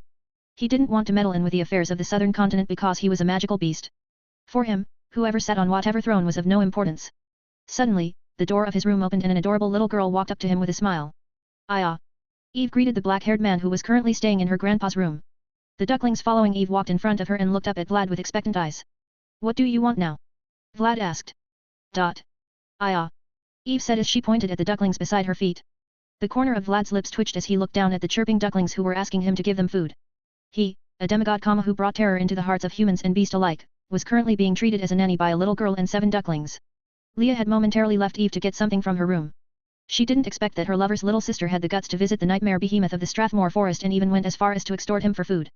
Vlad was very tempted to step on the ducklings and turn them into meat paste. However, the little girl who was looking at him with expectant eyes was preventing him from carrying out this plan. In the end, he could only sigh as he rummaged through his storage ring to find something that the ducklings could eat, so that they would leave him alone. "These are grapes I found in a domain a while ago," Vlad said with a heavy heart. He then gave the grapes one by one to Eve, who crouched down to feed them to her little ducklings. Vlad felt his liver itch as he watched the ducklings happily eat the grapes that were rich in spirit energy. Although he didn't really care about these grapes that he had randomly gathered during his exploration, he still thought that it was a waste to feed them to livestock. "Thanks," Eve said and waved her hand to bid Vlad goodbye. The demigod forced himself to smile and waved back. If not for the fact that James' blood was flowing inside Eve's body, he would not even bother to be nice to her. "Fortunately, he's not around to see me like this," Vlad sighed a second time before closing his eyes to meditate. If James was there to see the scene of Eve bullying his best friend, he would definitely laugh out loud and start praising his grandchild. After all, aside from Eve, no other child below the age of 5 was able to extort anything from an existence that could instantly wipe out the Hellan capital with just a wave of its hand, and get away with it scot-free. Chapter 371, The Leaders of Dias Part 1. "Please be careful, big brother," Brianna said as she hugged William. "If you need a safe place to stay, you can always come back here in the Kirinter Mountains. I will welcome you with open arms." William patted Brianna's head with a smile. He also felt reluctant to leave the adorable Loli behind, but he couldn't stay with the northern tribes. There were still many things he had to do and people to protect. Besides, hiding would not change anything. "Don't worry, I'll be fine," William replied as he assured Brianna. "Make sure to follow your sovereign's decree. Also, look after your people. They need you right now." William then shifted his attention to the youngest prince of the Hellan kingdom who was a few meters away from them. "Prince Ernest, stay here in the Kirinter Mountains," William stated. "I already told you about the state of affairs in the capital. Going back will only endanger your life. Until the curse has been lifted, you are to stay here with the northern tribes. Do you understand?" "Yes," Prince Ernest replied. The young prince also understood that he couldn't do anything for the kingdom at this point in time. His brothers had already aligned themselves with the organization, which was an act of treason. Although he didn't have a bad relationship with his elder brother, the Crown Prince, he still couldn't accept the fact that Prince Lionel had betrayed his own kingdom. This was something Ernest couldn't forgive. Seeing that his message had been taken seriously by the prince, William patted Brianna's head one last time. "It's time for me to go," William said softly. Brianna nodded and reluctantly let go of William. The half-elf planted a kiss on her forehead before going towards the flying carriage which would take him back to Lont. He didn't look back, because she didn't want to see Brianna's sad expression. Although they were not related by blood, he had long thought of her as his little sister. He didn't want Brianna to take part in this battle that would stain her hands with blood. After entering the carriage, Dave and Lionheart prepared for takeoff. Conrad, who had also been summoned to the Kirinter Mountains, soared into the sky with his wyvern to serve as an escort. Moments later, the griffin took off, pulling the flying carriage behind it. Brianna looked at the flying carriage that was slowly going farther away from the north, with a sad expression. She then felt a warm and small hand hold hers in a firm grip. "Although Sir William makes me jealous, I believe in him," Prince Ernest said with a serious expression. "Why do you believe in him?" Brianna asked. She looked at the young prince beside her with expectations. Prince Ernest smiled, "Because he is someone that my father has chosen. Also, he is the person that my big sister has chosen." Brianna nodded because she also believed in William. She only wished that the red-headed boy wouldn't come to any harm when he took part in this war that would change the fate of the entire southern continent. Inside the flying carriage, William and Ash had entered his sea of consciousness in order to allow the mermaid to make a detailed diagnosis of his body. The fight inside Avalon was quite intense and Ash was worried that there had been some damage made to her lover's spiritual world. "Everything is fine," Ash said after her inspection. "Your spiritual world is still in a state of recovery. At most, it will take 2 to 3 months before it regains stability." She was holding William in an embrace and the latter's head was resting over her chest. "I told you that I'm fine," William replied while keeping his eyes closed. "You just won't believe me." Ash sighed as she placed her hand over the jewel on William's chest. "Of course I was worried. You were casting spell after spell without pause. Now, don't talk. I will start to transfer spirit energy to your soul." The gem on her own chest glowed and synchronized with the gem that was also glowing in William's chest. Soon, the two gems pulsed in a steady rhythm like the beating of a heart. William was still tired from the recent battle, so he immediately fell asleep due to the comfortable sensation that was flowing inside his body. It would take them at least 2 days to reach Lont where he would reunite with Matthew and Leah. He also needed to consult with Vlad to see if he would be willing to extend his hand to help William take care of the foreign invaders in their home turf. Takam had already warned William that Vlad was someone who didn't want to meddle in the affairs of mortal men. However, there was still a chance to gain his assistance, so it was worth a shot. Having a demigod on their side would drastically increase their chances of winning. William just hoped that the demigod of the Strathmore Forest would be in a good mood when he asked for his assistance. Connor traveled day and night to reach the site of the hidden valley. He couldn't believe that the domain he had been looking for had vanished without a trace. The subordinates that were left behind were missing as well. No matter what he did, he was unable to contact any of them. The domain was very important to him, so he set aside the pressing matters of the kingdom and left it to his subordinates to handle. Just where did it go? Connor thought as he surveyed the vast pit that had once housed the hidden valley. He couldn't think of anyone, or anything, that had the ability to make the valley disappear from the face of the earth. Callum and the rest of his subordinates had explored the surroundings and even explored the pit in order to find any clues that they could use to locate the valley that they were looking for. Unfortunately, their efforts didn't bear any fruit. This piece of bad news made Connor very angry and helpless at the same time. He had spent a vast amount of time and resources in order to find the Undying Lands. He even had to instigate a war in order to ensure that none of the strong individuals in the continent would get in his way, so that he could explore the domain's secret without any interference. The loss of the domain that held the secrets of immortality gave him a blow that he couldn't swallow and accept. "Search the nearby towns and villages for clues," Connor ordered. "I will return to the capital and send more men to join you in this endeavor. All of you are not going to rest unless you have covered every inch of the Hellan Kingdom. Find the valley and find the monument. This mission takes precedence above all." The members of the organization nodded and split into teams to investigate the nearby towns and villages. The members that had accompanied Connor from the capital had also been split to accompany these groups of investigators. Connor remained even after his subordinates had left his position.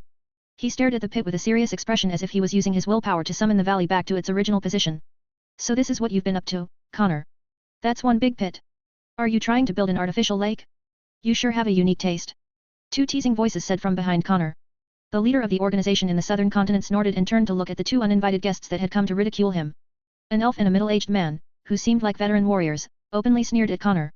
They were the two leaders of the organization who were stationed in the Silver Moon continent and the Creator Empire. Naturally, they didn't like Connor and were more than happy to make things difficult for him. "Did the two of you come here to kill me?" Connor replied. "Or did you two foolishly come here to be killed by me?" Connor held the handle of his short sword by his waist as he eyed his comrades in contempt. All of them were leaders of the organization in their respective domains, but they didn't really get along with each other. More than anything, they were rivals, even enemies to a certain extent. They all listened to the Supreme Pontifex and adhered to his orders at all times, but that didn't mean that the branch leader of each organization had to give each other face. "The two of you came at the right time," Connor said as he pulled out the sword by his waist. "I've been in a very bad mood as of late, and I need to find an outlet to release some stress, why don't the three of us spar for a while? Chapter 372, The Leaders of Dias Part 2. This is why I hate you humans. The elf, Alessio, shook his head in disdain. All of you are crude and barbaric. Can't we just sit down and talk like civilized people? Bertold, the middle-aged man who stood beside the elf, spat on the ground. This is why I hate elves. You pretend to be so refined and elegant, yet every word that comes out of your mouths is rubbish. Do you all, perhaps, eat the deer dung in your forests for breakfast? As expected of humans, all of you are scum. As expected of elves, all of you are hypocrites. The two glared at each other, completely ignoring Connor who had his short sword at the ready. Although the two were quarreling with each other, Connor didn't lower his guard. Backstabbing was very common among the leaders of the organization. They would be more than happy to kick those that had fallen from the grace of their pontifex and take all of his possessions like spoils of war. Speak, why are both of you here? Connor declared as he pointed his short sword at the elf. The elf frowned as he faced Connor's glare fearlessly. Why are you pointing that thing at me? It's really simple, Connor replied. I hate elves more than I hate humans. Bertold laughed out loud as he saw Connor antagonize his elven counterpart. He already knew of Connor's hatred for elves, so he wasn't surprised at his current action. Alessio also knew of Connor's hatred for the elves, but the same was mutual so he wasn't backing down as well. Ironically, after a standoff that lasted for a few minutes, it was Bertold who took the lead to pacify both sides. Calm down, both of you, Bertold said. Connor, we didn't come here to fight. At least for now. Our real fight will start soon. But, since we are acquaintances, we decided to come here to give you a chance to surrender. Connor grinned as he looked at his acquaintance with disdain. Surrender? Me? What nonsense are you talking about? Alessio chuckled as he crossed his arms over his chest. Aren't you wondering why the two of us are here? Connor gave the elf a sidelong glance. Naturally, he was surprised when his rivals had suddenly appeared in the southern continent. However, knowing that the two were opportunistic bastards, his surprise didn't last long. Since all of them were members of the same organization, it was highly possible that his plans were leaked out by the spies that his two guests had planted in his own men. Seeing that Connor wasn't planning on saying anything, Alessio gave an exaggerated sigh as he continued his explanation. Simply put, the Elven army and the Creator Empire have invaded this continent. Alessio smirked. We are just giving you an opportunity to surrender before our armies trample on your men during our conquest of this kingdom. Connor snorted at the elf's arrogant words. Conquer this continent? You make it sound so easy. Do you really think that you can do that? Of course. What can a few scum humans do to our mighty elven army? Alessio raised his head arrogantly. No matter how many subordinates you have, do you think you can beat a tenth of the Silver Moon Continent's army? I'd love to see you try. Bertold, who was keeping quiet earlier, yawned as if the elf's bravado was just the boast of a 5-year-old child. Maybe a miracle will happen and you can beat these weak elves, but you cannot do anything about the forces of our Creator Empire, Bertold stated. You already know what kind of army we have, right? Connor frowned. He didn't know how many men Bertold and Alessio had brought to the southern continent. However, their confident words made him understand that both of them weren't joking. Frankly, I don't mind if you cut the ears of some of these elves and take them back as trophies. Their arrogance had been rising as of late. The kids in my army are looking forward to capturing some elven beauties to be raised as their pets. Barbaric brutes, I'd like to see how you do that under my watch. It's about time you realize that the time when you can enslave our race is now over. Connor watched the two men bicker with each other as he thought of their plans to invade the Hellan kingdom. If one of them invaded, he might be able to resist, but if the two of them were to work together. What if I refuse? Connor asked. Alessio and Bertold exchanged a glance before laughing together. Their laughter rang out freely which irritated Connor's ears. Do you dare refuse? Alessio asked with disdain. Do you dare? Bertold had also stopped laughing and his expression became serious. He wanted to know if Connor had the guts to fight the two of them at the same time. Why shouldn't I dare? Connor challenged. Both of you came here, uninvited, in my domain and you think I will just bow and allow you to have your way? I am the leader of the organization in this continent. Both of you are mere trespassers. Bertold and Alessio didn't deny Connor's accusation because he was correct. Both of them were trespassers, but in the face of such a juicy opportunity to gain more lands, they were unable to resist wanting to take a slice of the cake as well. Within the organization, it was not forbidden for the leaders to fight against each other. The strong will lead and the weak shall have to submit. This was a rule that their supreme pontifex had decreed. Even Connor, Bertold and Alessio had to fight against the former branch leaders before they were able to gain the position they had now. All three of them were ruthless individuals, which allowed them to become the leaders in their respective territories. Since it has already come this far, we have nothing more to discuss, Alessio replied. We will just have to fight and see who becomes the top dog between the three of us. I agree. I have long wanted to punch your face, just once, Alessio. Bertold nodded his head in agreement, this is a good opportunity to do that. Ha ha ha. Fine. I'll give you an opportunity, just make sure that you don't die in your attempt, Alessio commented. He then turned towards Connor and smirked. May the best elf win. Bertold scoffed. It's time for you to wake up from your daydream. Connor ignored the two men's bickering and walked away with steady steps. He still had many things to do and one of them was assigning men to find the undying lands before the elves, and the Creator Empire, got wind of the real reason for bringing the entire continent to its knees. Chapter 373, The Betrayer of the Helan Kingdom. EST, who was currently in the capital, was inside the house where he had stayed with his mother for many years. Just like all the adults, his mother had also turned into a crystal statue while seated in her favorite chair. Herman, Nana, and the three maids who stayed behind to watch over his mother's safety, had suffered the same fate as well. "Young master, dinner is ready," Isaac said as he finished arranging the dining table. Currently there were only the two of them inside the house, and both of them worked together to do the house chores while waiting for the promised date when all of the students of the academy would return to the capital and discuss their next course of action. Frankly, EST believed that not all of the students who had returned to their domains would come back on the promised date. Most of them were the heirs of their territories, so it was up to them to take care of the welfare of the survivors that were left behind. Also, he was quite worried about William. After the Crown Prince gave everyone permission to return to their hometowns, EST went to the academy to check on the half-elf's condition. However, when he arrived, William and Ian were nowhere to be found. EST was very tempted to go to Lant, but he was worried about his mother, so he decided to stop by their residence back in the capital of Gladiolus. "Is the food not to your liking, young master?" Isaac asked after seeing that EST did not seem to be in the mood for dinner. EST shook his head as he gave his loyal retainer a smile. "Sorry, I was thinking of other things. The food you make is always delicious." Isaac sighed in relief after knowing that it was not his cooking's fault. The two talked as they ate because the house was very quiet. It made them feel like they were in a ghost town, because they could not hear any noises in the vicinity. EST's house was located in the second level of Gladiolus. This was where the residences of important people, and nobles of the Helan Kingdom, were located. Naturally, there was a certain distance from every household and all their properties held considerable space. This gave each household some privacy, which also made the current situation so dark and gloomy. "Do you think Will and Ian are in Lant?" EST asked. Isaac finished chewing the food inside his mouth before he answered his young master's inquiry. "I think that is the case, young master," Isaac replied. "I can't think of any other place where the two of them could have gone." EST nodded in agreement. Ian wouldn't take a risk when it came to William's safety, so the town of Lant was the safest place to go during these chaotic times. "We still have a week before the gathering will take place," EST said softly. "If William is not there at that time, we will go to Lant and visit him." Isaac nodded. Currently there was nothing they could do in regards to the people that had been turned into statues. Fortunately, each residence was protected by special runes that prevented intruders from entering them. Only those that had a certain imprint could enter and leave the premises unimpeded without facing the high-level spells that could potentially give them serious injuries. For now, EST's mother, Nana, Herman, and their maids were safe inside their residence. "Tell me, what do you think about the current situation?" EST asked with a serious expression. Among the three of them, Isaac was the least vocal, but he was the one who liked to plan things and ensure that they had everything they needed whenever they went on an expedition.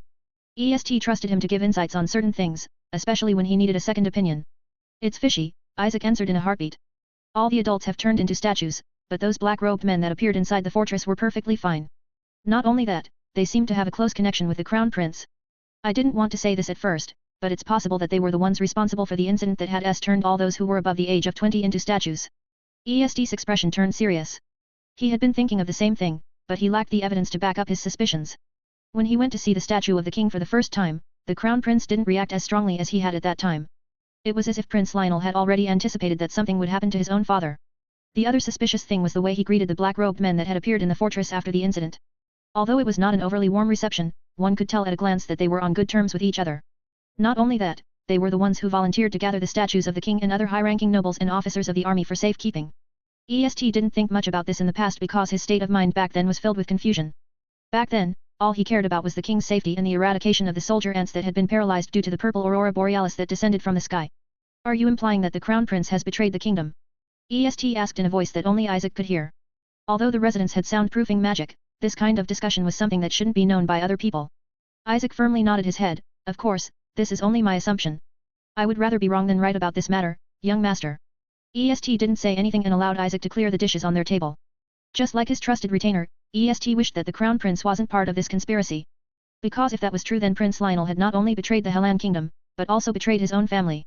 EST clenched his fist as he held back the anger that was rising in his chest.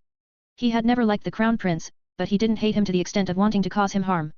"I need to know the truth," EST thought as he raised his head to look at the ceiling. "I need to know if he really betrayed his majesty." Meanwhile, inside a tower that served as a prison located on the east side of Gladiolus. "Ha ha ha. I bet you didn't see this coming, didn't you, dear brother of mine?" Rufus laughed hysterically as he looked at his older brother's swollen face. The two of them were locked in different cells, but Rufus' condition was way better than the Crown Prince's. After barging into Connor's room when the latter was in a bad mood, the Crown Prince received a beating which had broken some of the bones in his body. Naturally, after regaining his composure, Connor ordered the healers of the organization to treat his injuries. However, Connor prevented them from healing Prince Lionel's face, which made the latter mad with anger. Unfortunately, there was nothing he could do but swallow his anger in the fear that Connor would come to his cell to beat him up again if he made a scene. For Prince Lionel, who adored the beautiful princess of Frisia, he cared about his face just as much as he cared about his life. He hated the fact that his loser brother was mocking him, but there was nothing he could do but endure. Connor had stationed guards to watch over the two of them, so the crown prince ignored Rufus' ingratiating taunts. "Connor, you bastard! This prince will make you pay for this offense." Prince Lionel swore as he glared hatefully at Rufus, who was currently rejoicing at his current state. "You, too.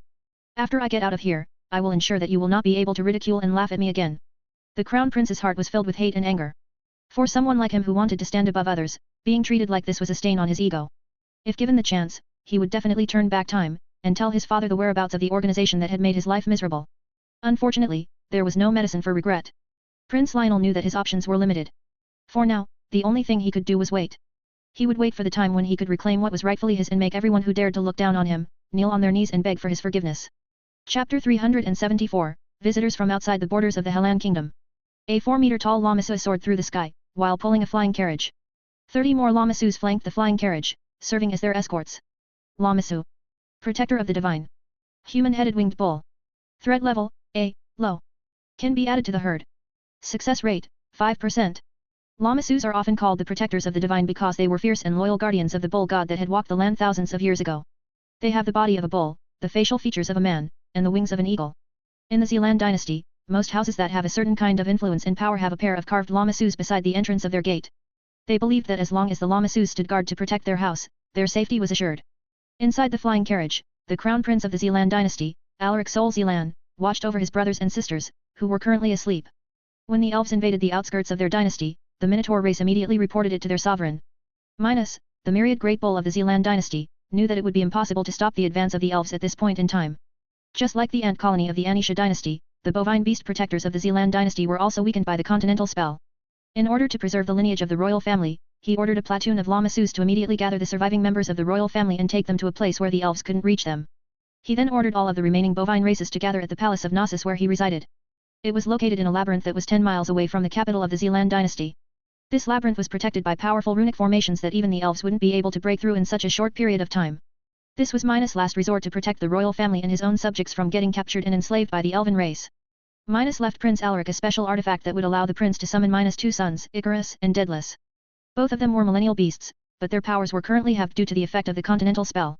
Even so, the great guardian of the Zealand dynasty told Prince Alaric that he could summon them during critical moments to aid him when he and the lives of his brothers and sisters were in danger. After escaping the capital, Prince Alaric ordered the lamassus to head west. His goal was to reach Lant where his distant cousins resided. Right now, there were very few places in the continent where they could run and hide. The reason he could pinpoint the location of Lant was due to the bracelet that he had given his half-sister, Princess Ayla, before parting ways in the Kirinter Mountains. Prince Alaric was wearing the same bracelet on his wrist, and it allowed him to pinpoint the location of his sister by using the ability that was imbued in their bracelets. Finally, after more than a week of traveling, the town of Lant was seen in the distance. At the same time, one of the lamassu flying beside the carriage roared. It had detected another flying carriage being pulled by a griffin and escorted by a wyvern. Since their numbers were greater, the lamassu guarding the carriage wasn't the least bit worried of the two magical beasts that were also headed in the direction that they were going. Alaric had already told them that they were forbidden from fighting against anyone because he was currently in a different kingdom. "Who goes there?" the lead lamassu asked. "State your name and affiliation." Since the lamassu had the head of a man, it was capable of speaking the human language. William, who just returned from the north, frowned when he saw the mighty force that was currently hovering 100 meters away from them. Lionheart and the wyvern screeched in defiance, but the lamassu didn't pay them any attention. They were very intelligent creatures and knew that the two magical beasts weren't the ones that they needed to talk to. "My name is William von Ainsworth," William replied with pride. "All of you are currently within the airspace of our territory. State your name and the reason why you are headed to my hometown." Although they were currently outnumbered, William recognized the flying beasts that were all looking at his carriage with serious expressions. This was also why he ordered Dave to intercept the flying platoon that was headed towards Lant. He wanted to know if his hunch was correct. "Well met, cousin," Prince Alaric replied. The lamassu pulling his flying carriage moved forward. "Is my sister, Princess Ayla, doing well?" William nodded and even smiled when he saw the devilish-looking prince of the Zealand dynasty. Seeing his mighty entourage, he had a feeling that he already knew the reason for their arrival. "Did you perhaps come here to visit her?" William inquired. Prince Alaric shook his head firmly. "Actually, we came here to ask you and your family to shelter us for the time being." Shelter? What do you mean? It's a long story. Can we resume our talk once we have arrived at your residence? We've been traveling for many days and we are very exhausted. Naturally, William knew that the elves had invaded the Zealand dynasty. However, he pretended to be unaware of this fact. First off, he hadn't known Crown Prince Alaric long enough to trust him completely. Secondly, he wanted to know the Crown Prince's next course of action now that he had left his dynasty behind. William had experienced what desperation could do to people. The red-headed boy wanted to know if Prince Alaric was one of those people who had succumbed to that kind of pressure. William glanced at the prince who had bags under his eyes and nodded. Let's go to Lont. I'll lead the way. Prince Alaric sighed in relief. Thank you. I will return this favor in the future. I'll take your word for it. William grinned as he made a gesture for Dave to depart. Lionheart screeched and flew in the direction of Lont. Conrad didn't lag far behind and flew alongside the flying carriage. The wyverns and the AUDIBLE were alerted when they sensed the arrival of beasts that they hadn't seen before. If not for the fact that the one leading them towards the town was William, they would have immediately attacked them. Jekyll, who also sensed the arrival of a sizable force, was waiting on top of the town's wall as he gazed at them from afar. He was quite familiar with the bovine race because he had stored them inside his stomach before he left the fortress that was facing off against the Zealand dynasty. He didn't eat them because James had told him in passing that William had an uncanny ability to tame beasts that belonged to the herd. Although Jekyll was unsure if minotaurs, and the other bovine beasts could be considered part of the herd, he still took them in to allow William to tame them at a later date. It was supposed to be a surprise that he would give him after they finished investigating the Undying Lands, but something unexpected had happened, which delayed Jekyll's surprise for the red-headed boy. Well, I guess this is fine as well, Jekyll muttered as he looked at the two flying carriages that were slowly descending from the sky. Perhaps our visitors will be able to give us news of the things that are happening outside the borders of the Hellan Kingdom. Chapter 375, Dark and Difficult Times. Princess Ayla was relieved to see that her brothers and sisters were safe and sound. However, she was also sad about the series of events that had transpired in their own kingdom. Prince Alaric had gone to the conference room where William, Matthew, Leah, Ian, Jekyll, and Celine were waiting for him. They wanted him to give them a detailed account on how powerful the elven forces were. Prince Alaric was shocked when he saw that Jekyll and Celine were unaffected by the continental spell. He wanted to ask them how they were able to resist the curse, but he knew that now was not the time for that. In order to gain their trust, he must first show that he was worthy of it. Prince Alaric had been tutored at an early age on how to govern the Zealand dynasty. He was taught the art of negotiation and intimidation. Naturally, he didn't plan to use the second option because he was not on his home turf. He was a guest, and a guest should act according to his role, and not antagonize the host. Prince Alaric didn't want his brothers and sisters to suffer, so he was willing to take a step back and lower his standing in order to form a partnership with William and the two adults who were with him. Vladimir didn't participate in the meeting because he had no interest in it. His only mission was to protect Lont and that was it. Whatever happened outside of its borders, was none of his business. Even if the entire Hellan Kingdom were to turn to ashes, Vladimir would not even bat an eye. For him, the fall of kingdoms, empires, and dynasties was part of a natural cycle. He couldn't be bothered to care about the lives of the short-lived humans who held no importance in his heart.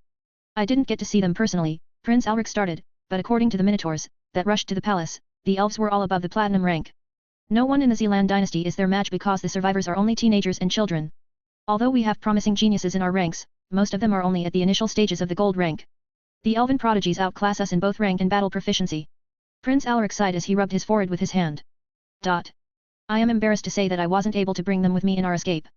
The elven invasion was too sudden and most of them had flying mounts that flew directly towards the capital.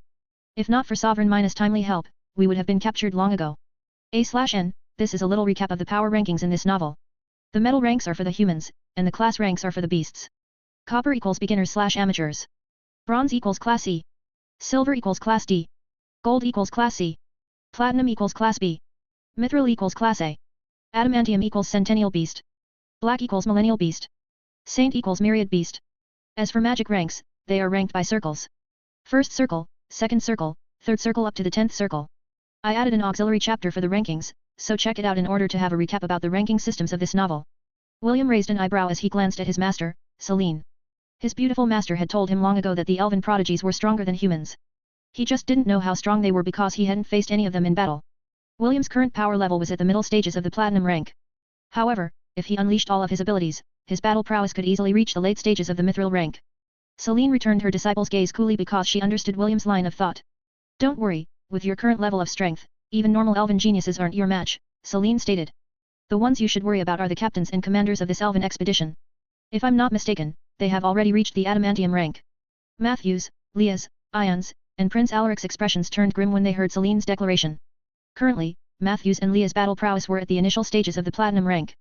The same could be said for Prince Alaric who was proficient in both martial arts and magic combat. What are your plans now, Prince Alaric? William inquired. The crown prince of the Zealand dynasty raised his head to look at William. There's no way I can reclaim my dynasty with the current forces in my possession. The 30 Lamasus that accompanied us in our escape are the current fighting force we, of the royal family, have.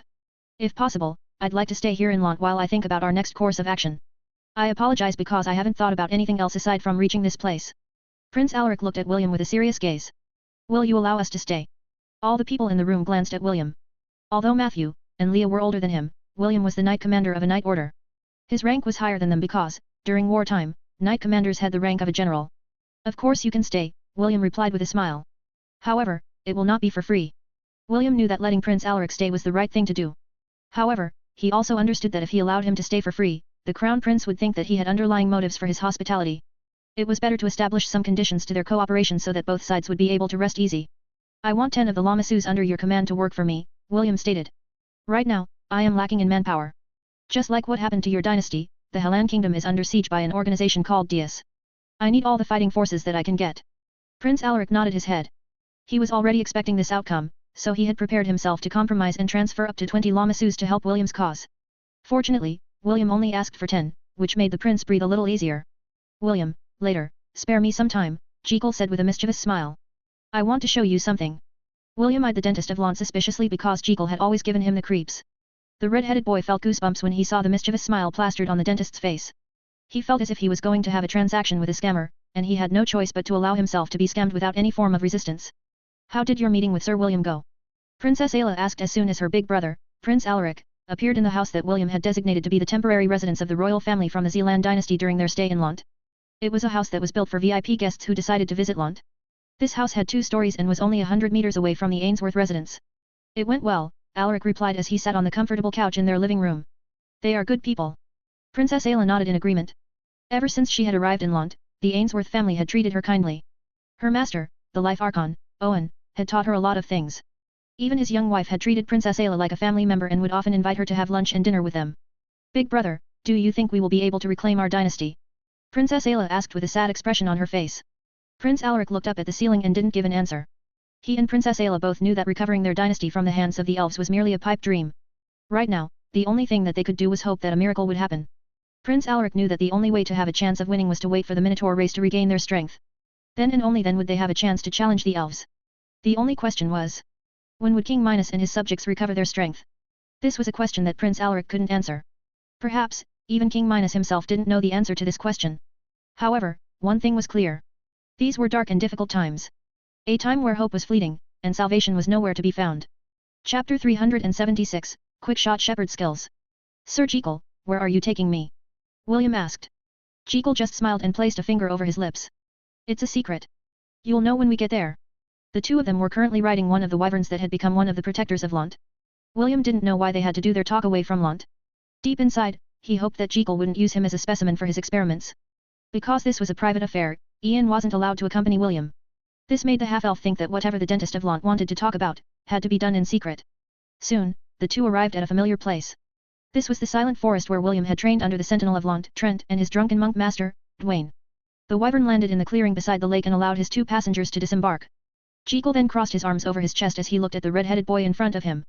Your grandpa said that you can tame herd-type beasts. Can you really do that? William nodded. In the past, he had used contracts to make the Spire and Psoglov become temporary members of his herd. The reason? His shepherd job class didn't have a taming skill. The method he used to make the hippogriffs and the trollhounds become part of his herd was to invite them using promises and compromises. He promised the hippogriffs that he would regrow their limbs if they became part of his herd. Due to this agreement, the shepherd job class was somehow able to tame these magical creatures and add them to his herd. What he didn't know was that the King Chess Beast Divinity was subtly helping him in the background. Jekyll smirked. Well then, why don't you give that taming skills of yours a try? Turn around for a second. William obediently obeyed Jekyll's command and turned around. Suddenly, the stillness of the silent forest changed and the ground trembled as if there was an earthquake. The red-headed boy was about to turn his head around when a hand held his head in place. Did I tell you to turn your head around? Jekyll's voice, that was laced with intimidation, made William unable to even move his head. The vice grip that was locking his head in place was the real deal. William had a feeling that even if he used all of his strength, he wouldn't be able to release himself from Jekyll's hold. A few minutes passed, and the tremors finally stopped. Jekyll let out a loud burp as he released William's head. When the red-headed boy finally regained his freedom, he still didn't dare to look behind him. He was afraid that the dentist would once again grab his head and, this time, snap it off from his body. Okay, you can turn around now, Jekyll stated. William gingerly looked behind him and his jaw dropped instantly at the sight that was right in front of his eyes. More than 100 beasts of varying sizes lay on the ground panting for breath. There were at least 20 lamasus, 50 red minotaurs, over 100 inferno bulls, and a giant demi-human ox that was over 6 meters tall. Jekyll chuckled when he saw William's dumbfounded face. He didn't expect that his surprise would be able to make the narcissistic, red-headed, boy speechless, which made him think that his effort was worth it. Go on, do your best to tame them, Jekyll urged. William nodded his head as he walked over to the giant ox that was radiating the aura of a millennial beast. If he hadn't evolved his shepherd job class, William believed that there was no way he would be able to add this powerful creature to his herd. He was still feeling regretful about the titanic green-scaled trollhound that had refused his invitation. Because of this, William wanted to have a taming skill that would be able to capture any herd-type creature with increased chances. When he gained the quick-shot shepherd job class, William didn't expect that this new job class of his would allow him to create 12 skills of his own choosing with the power of the system. Each of the trials that he had passed allowed him to create a single ability. This made William very happy, so he and the system had collaborated to design the most optimal skills that he could use to strengthen himself and the herd under his command. Right now, the quick-shot shepherd had 12 skills in total. Quick-shot war art. Active skill. Allow the quick-shot shepherd to employ his own war arts. The maximum number of war arts that can be created is 13. Beast taming. Active skill. Throw an orb of light to any beasts that can be tamed. The chances of taming will increase if the beast is weaker than the shepherd.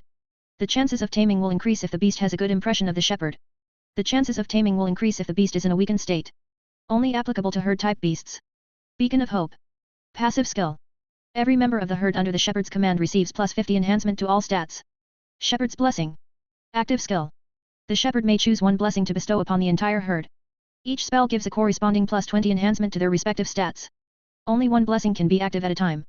Ox's Strength. Feline's Grace. Hawk's Splendor. Wolf's Cunning. Turtle's Wisdom. Freedom Striders. Active skill. All members under the shepherd's herd gain the freedom of movement in any kind of terrain. They will not suffer any kind of restrictions that would hinder their movement. As long as this spell is in effect, the herd will be able to move underwater as if they were walking, or running on land. Heroism. Passive skill. When members of the herd are fighting against opponents that are a rank or several ranks higher than them, all of their stats will increase by 50%. Herd Immunity. Passive skill. All members of the herd gain all of the shepherd's natural resistances. If the shepherd has an immunity to status ailments or diseases, all members of the herd would share this immunity. Underwater Breathing. Active skill. All members of the herd gain the ability to breathe underwater. Guardian of the Herd. Active skill. Allows the shepherd to transform into any beast that is a member of his herd. This skill will last for an hour. This skill can be cancelled anytime.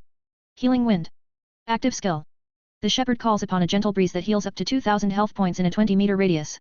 Kinship Evolution. The shepherd may choose one beast to form a pact with them and allow it to evolve to a more powerful form. Only one beast can use kinship evolution at any given time. Unstoppable 1000 Beast Charge. Active skill. When charging towards the enemies, all members of the herd gain 80% resistance against ranged attacks. When charging towards the enemies, all members of the herd gain 80% resistance against magical attacks. Each member of the herd will receive a magical barrier that can endure up to 100,000 health points of damage. Any member of the herd that receives damage that surpasses 100,000 health points will immediately lose the effect of this buff. This skill can only be used if the herd has 1,000 or more members. Because of this set of skills, William was confident that he would be able to strengthen his herd to the next level. Right now, he was only lacking in skill points. This was why he couldn't upgrade all of them at the same time. However, he knew that, when all of these skills were unlocked, his herd would be able to reach their full potential. These skills would give William the power to make a difference in a war where he was greatly disadvantaged. Chapter 377, Fight for me, and I shall hold your vows fulfilled. The millennial beast, Urchitu, felt an unfamiliar, yet warm, force wash over its body. It felt very comfortable, and yet, its instincts told him that it mustn't allow itself to be lulled by the power that was slowly binding it to someone's will.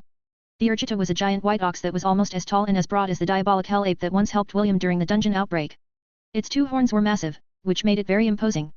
Unfortunately, its strength was currently halved due to the power of the continental spell that had affected every creature in the continent that had the rank of centennial and above. The only ones that didn't get affected by the spell were the extremely powerful ones like pseudo-demigods and demigods. Minus, the sovereign of the Minotaurs, and the Ant Queen had been affected by the spell. However, since the Ant Queen's main purpose was to lay eggs, her threat didn't diminish. Only Minus, the king of the Minotaur race, suffered heavily from the spell. Because of this, it had no choice but to seal off their palace to prevent the elves from capturing his subjects. The Urchitu resisted William's taming spell with all of its might. Although its current strength had dropped down to the initial stages of the centennial rank, it was still a very powerful monster. Moments later, the taming skill failed and the giant white ox panted heavily from its effort to resist William's spell. "Curse you," the Urchitu said through telepathy as it opened its eyes to glare at William. However, the moment its eyes landed on the boy, a hint of surprise passed over its beastly features. "Why you?" Urchitu gasped in shock as it eyed William with disbelief. "And no. Impossible. This cannot be." The giant white ox tried to prop itself up, but was unable to move its body. Due to the continental spell and being starved inside Jekyll's stomach, it was too weak to even stand up. However, its eyes remained strong as it stared at the red-headed boy in front of him. Come closer, boy, Urchitu stated. I promise I won't hurt you. I just want to confirm something. William didn't bat an eye and walked forward fearlessly. Jekyll, who was standing nearby, frowned and prepared himself to defend the boy if Urchitu tried something funny. When William was only 2 meters away from the head of the giant ox, Urchitu sniffed the boy's body as if trying to confirm its suspicions. Your name? Urchitu asked. William. William answered. Urchitu narrowed its eyes then asked the most important question it could think of. What is your profession? William smiled because he understood the real meaning behind the giant white ox's question. He then remembered David's short lesson before he was sent to the heavenly domain to partake in his 13 trials. I am, the eternal guardian of the herd, William said with pride. He then looked at the giant white ox that was lying on the ground with a serious expression. Will you honor the oath made by your ancestors? Urchitu chuckled, but coughed a few moments later. Its weakened body was still sore from being held up in Jekyll's stomach and the chuckle it did only made matters worse. Earlier, did you try to form a contract with me? Urchitu inquired. William pondered a bit because he knew that the proud beast in front of him demanded an honest answer. After organizing his thoughts, he decided to just tell the truth. Yes and no, William replied. Yes, it is a form of contract, similar to that of a beast companion, but different. What I attempted to do earlier was to add you to my herd. In short, I am adding you to my own private force. William then looked at the lamasus, minotaurs and flaming bulls that were also lying on the ground. Not only you, I plan to add them in my herd as well, William continued. After looking at the fallen beasts for half a minute, he shifted his attention back to the giant ox that was looking at him with a serious expression. Ursido, I ask you to fight for me, William stated. Fight for me, and I shall hold your vows fulfilled. What say you?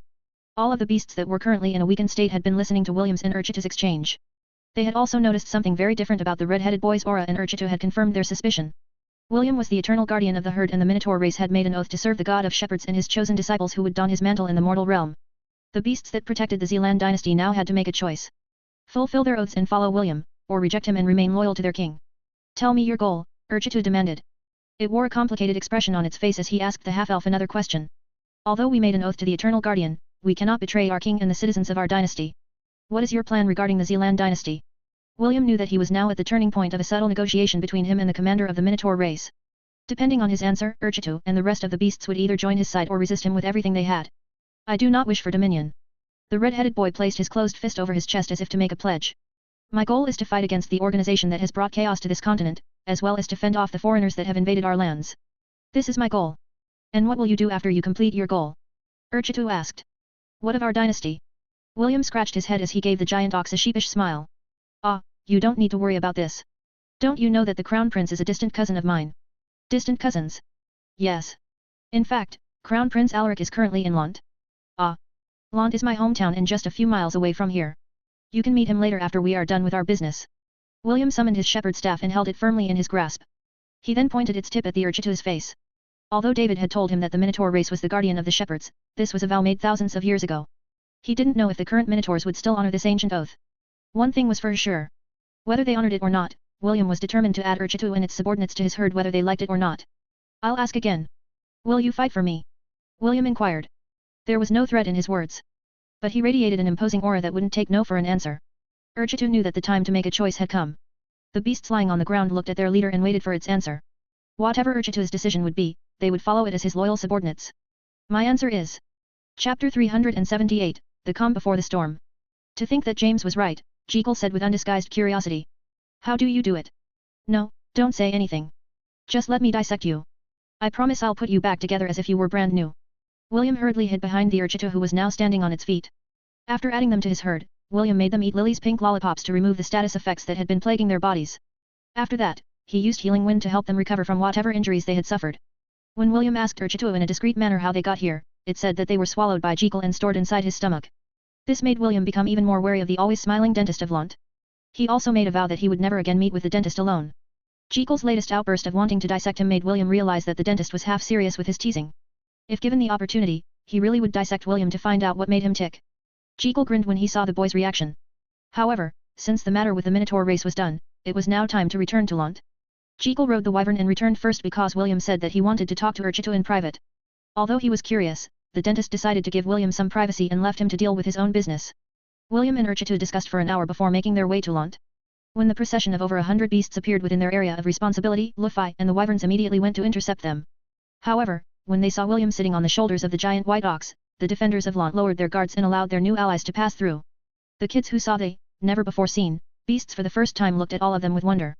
The corner of the Urchitu's lips twitched when William left it near the entrance of Lant where Luffy usually sat. The two giant beasts sat opposite each other while the children of Lant played beside them. Does this always happen? Urchitu asked Luffy through telepathy. Luffy nodded its head and gave his new comrade a grin that said you'll get used to it. Cousin, I thought I had already overestimated you, but this, how did you do this? Prince Alaric asked in disbelief. When William had returned to Lant, Prince Alaric was one of the people that went to meet with him because there was something he needed to discuss. However, when he saw William sitting on Urchitu's shoulders, the prince was unable to hide the shock spreading across his face. After his escape from their capital, he ordered the Lamasus to go to the battlefield where Urchitu and the other beasts were stationed. When he arrived there, none of the beasts could be found. All he saw were the soldiers that had turned into statues, still holding their weapons and wearing their armors.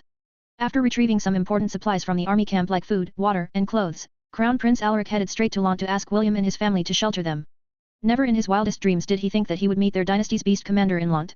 It's because of my overflowing charisma, William replied as he flipped his hair. For the time being, Urchitu will work with me to fight off the organization in the Helan Kingdom. I'm sorry, but I can't make you any promises that we will help you take back your dynasty. We can't defeat the elves with our current forces. William sighed as he looked at the giant white ox in the distance. One millennial beast won't make a difference at this stage. Although the Urchitu was strong, and had recovered its power to the peak, it alone was not enough to overthrow the elven army that had stationed itself within the capital of the Zealand dynasty. William was worried about the teleportation gates that the elves were currently building, but there was nothing he could do about it. Before he worried about the affairs of others, he needed to fix his own problem first. For now, he planned to get some resources from the Undying Lands to strengthen his own private force. Now that he had obtained the flames of purification, the Dracolich would definitely beef up the defenses of Avalon. It didn't expect that William would steal one of the priceless treasures that was hidden inside the fortress. The Dracolich thought that it could easily capture William using his minions and force him to release his seal. What it didn't know was that a certain system had already fully mapped the interior of the fortress and labeled the locations of the treasures that would be beneficial to William's goal to fight against the invaders. The Dracolich may be powerful, but it couldn't do anything in its current state. The attack it formed to prevent William from taking the Undying Lands was a one-time thing. It had used the accumulated dark energy that it had gathered over the years to kill the boy, but it was all for naught. Instead of taking his life, the system happily absorbed the dark energy and turned it into experience points. Now that you have a sizable force by your side, are you going to take control of the Helan Kingdom? Prince Alaric asked. He wanted to know if William was finally planning to fight the organization that was responsible for all of this mess. Not yet. William shook his head. One millennial beast is not enough. I need more help. I will give you command of all the Lamasus that are with me right now, Prince Alaric said decisively. He knew that the sooner William dealt with the organization, the sooner he could deal with the elves, who were the nearest threat to the red-headed boy's kingdom. William carefully considered Prince Alaric's offer before nodding his head. I accept your generous offer, but leave 5 of them behind. Also, continue to stay here for the time being.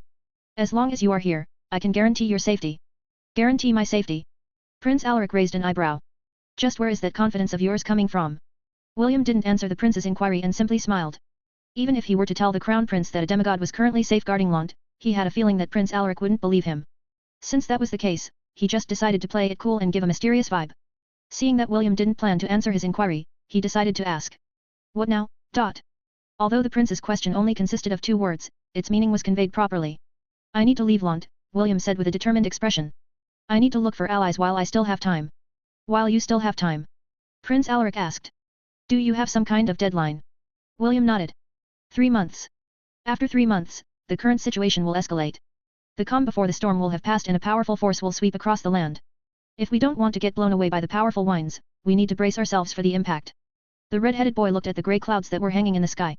The clouds that had cast a gloomy atmosphere into the hearts of the survivors in the southern continent. If possible, he wanted to sweep them away and allow the light of the sun to warm the hearts of everyone. Unfortunately, this was not possible at this point in time. The only thing he could do was to gather as many allies as possible. He only had 3 months to do it, and even William himself didn't know if he would succeed in this endeavor. I'll be leaving tomorrow, see you later, Prince Alaric, William said softly. He then walked towards the Ainsworth residence to tell Matthew, Leah, Celine, Ian, and Jekyll the plan he had in mind. Although he would like to stay in Lant for a few more days, time wasn't on his side.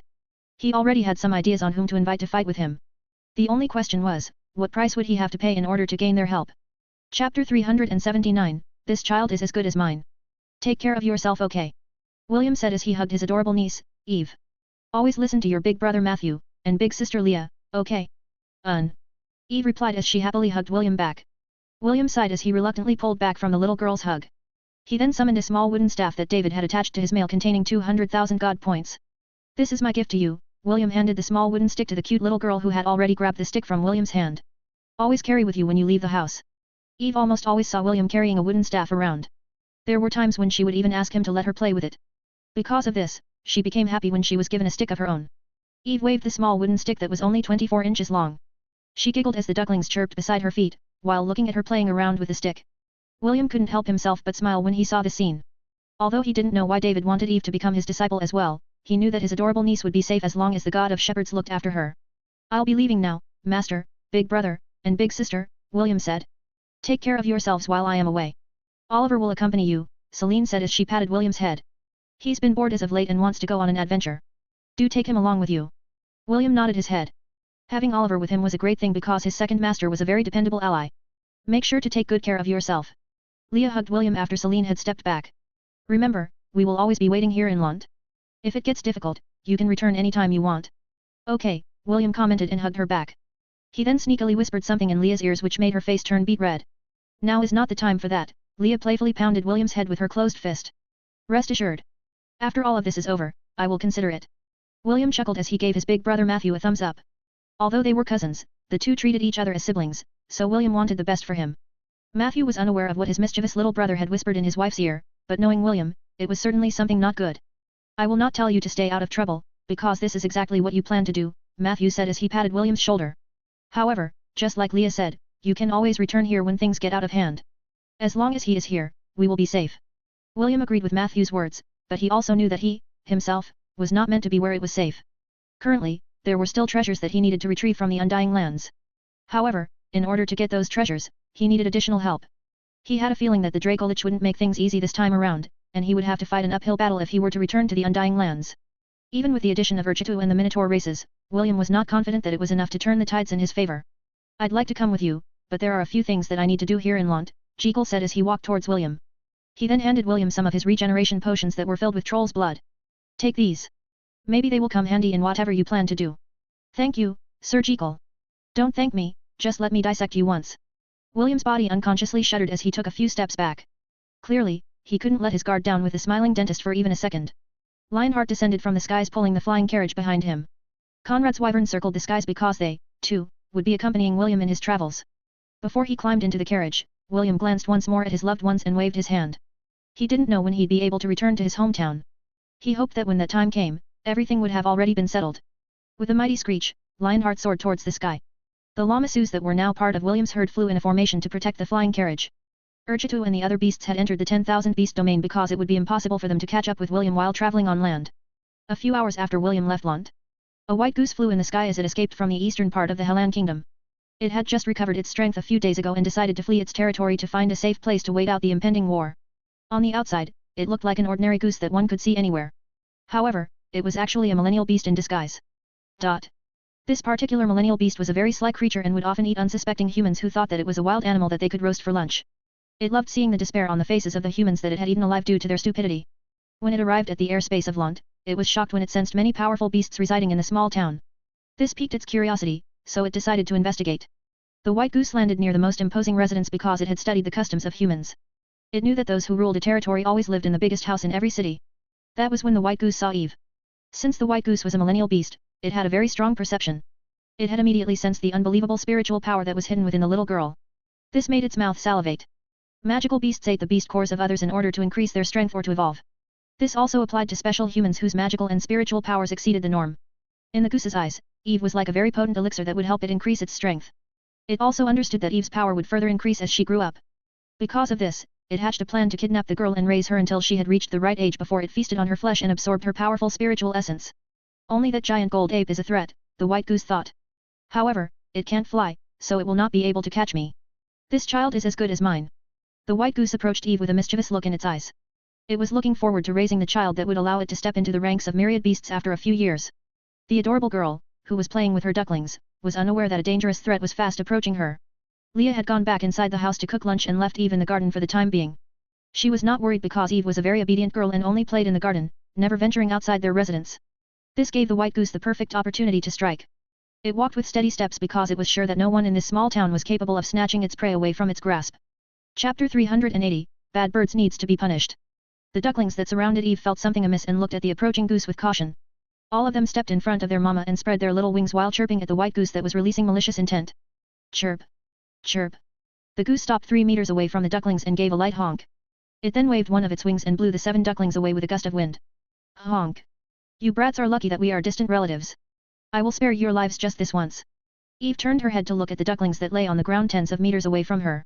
They had all lost consciousness and were not moving. Bad. Eve shouted as she pointed her wooden stick at the white goose. Bad bird. The white goose ignored the little girl's words and stepped forward. It did not care about its food's opinion. It seems that I'm right, the white goose thought as he neared Eve. She is indeed a rare human with strong spiritual powers. The white goose drooled as it approached the little girl. It had already confirmed that it wasn't mistaken in its assumption, and its determination to kidnap Eve and raise her until she grew older became stronger. Eve was a kind girl. Even though the white goose had harmed the ducklings, she didn't use the stick in her hand to hit it. More like, she was unfamiliar with the concept of hurting others because she had been raised with love and care every single day by her family. Bad bird. Bad. Eve shouted as she took a few steps back.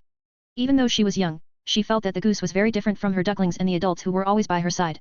When the goose was only a meter away from Eve, its body stiffened when it felt a strong pressure press down on it like a mountain. Eve looked up to see a white-haired old man with a long white beard standing right behind her. Who? Eve tilted her head as she asked this question. This was the first time she had seen this old man, but for some reason, she didn't feel any bad feelings coming from him. I'm one of your big brother Will's friends, David said with an award-winning smile that would put all of the Oscars' best actors to shame. Will?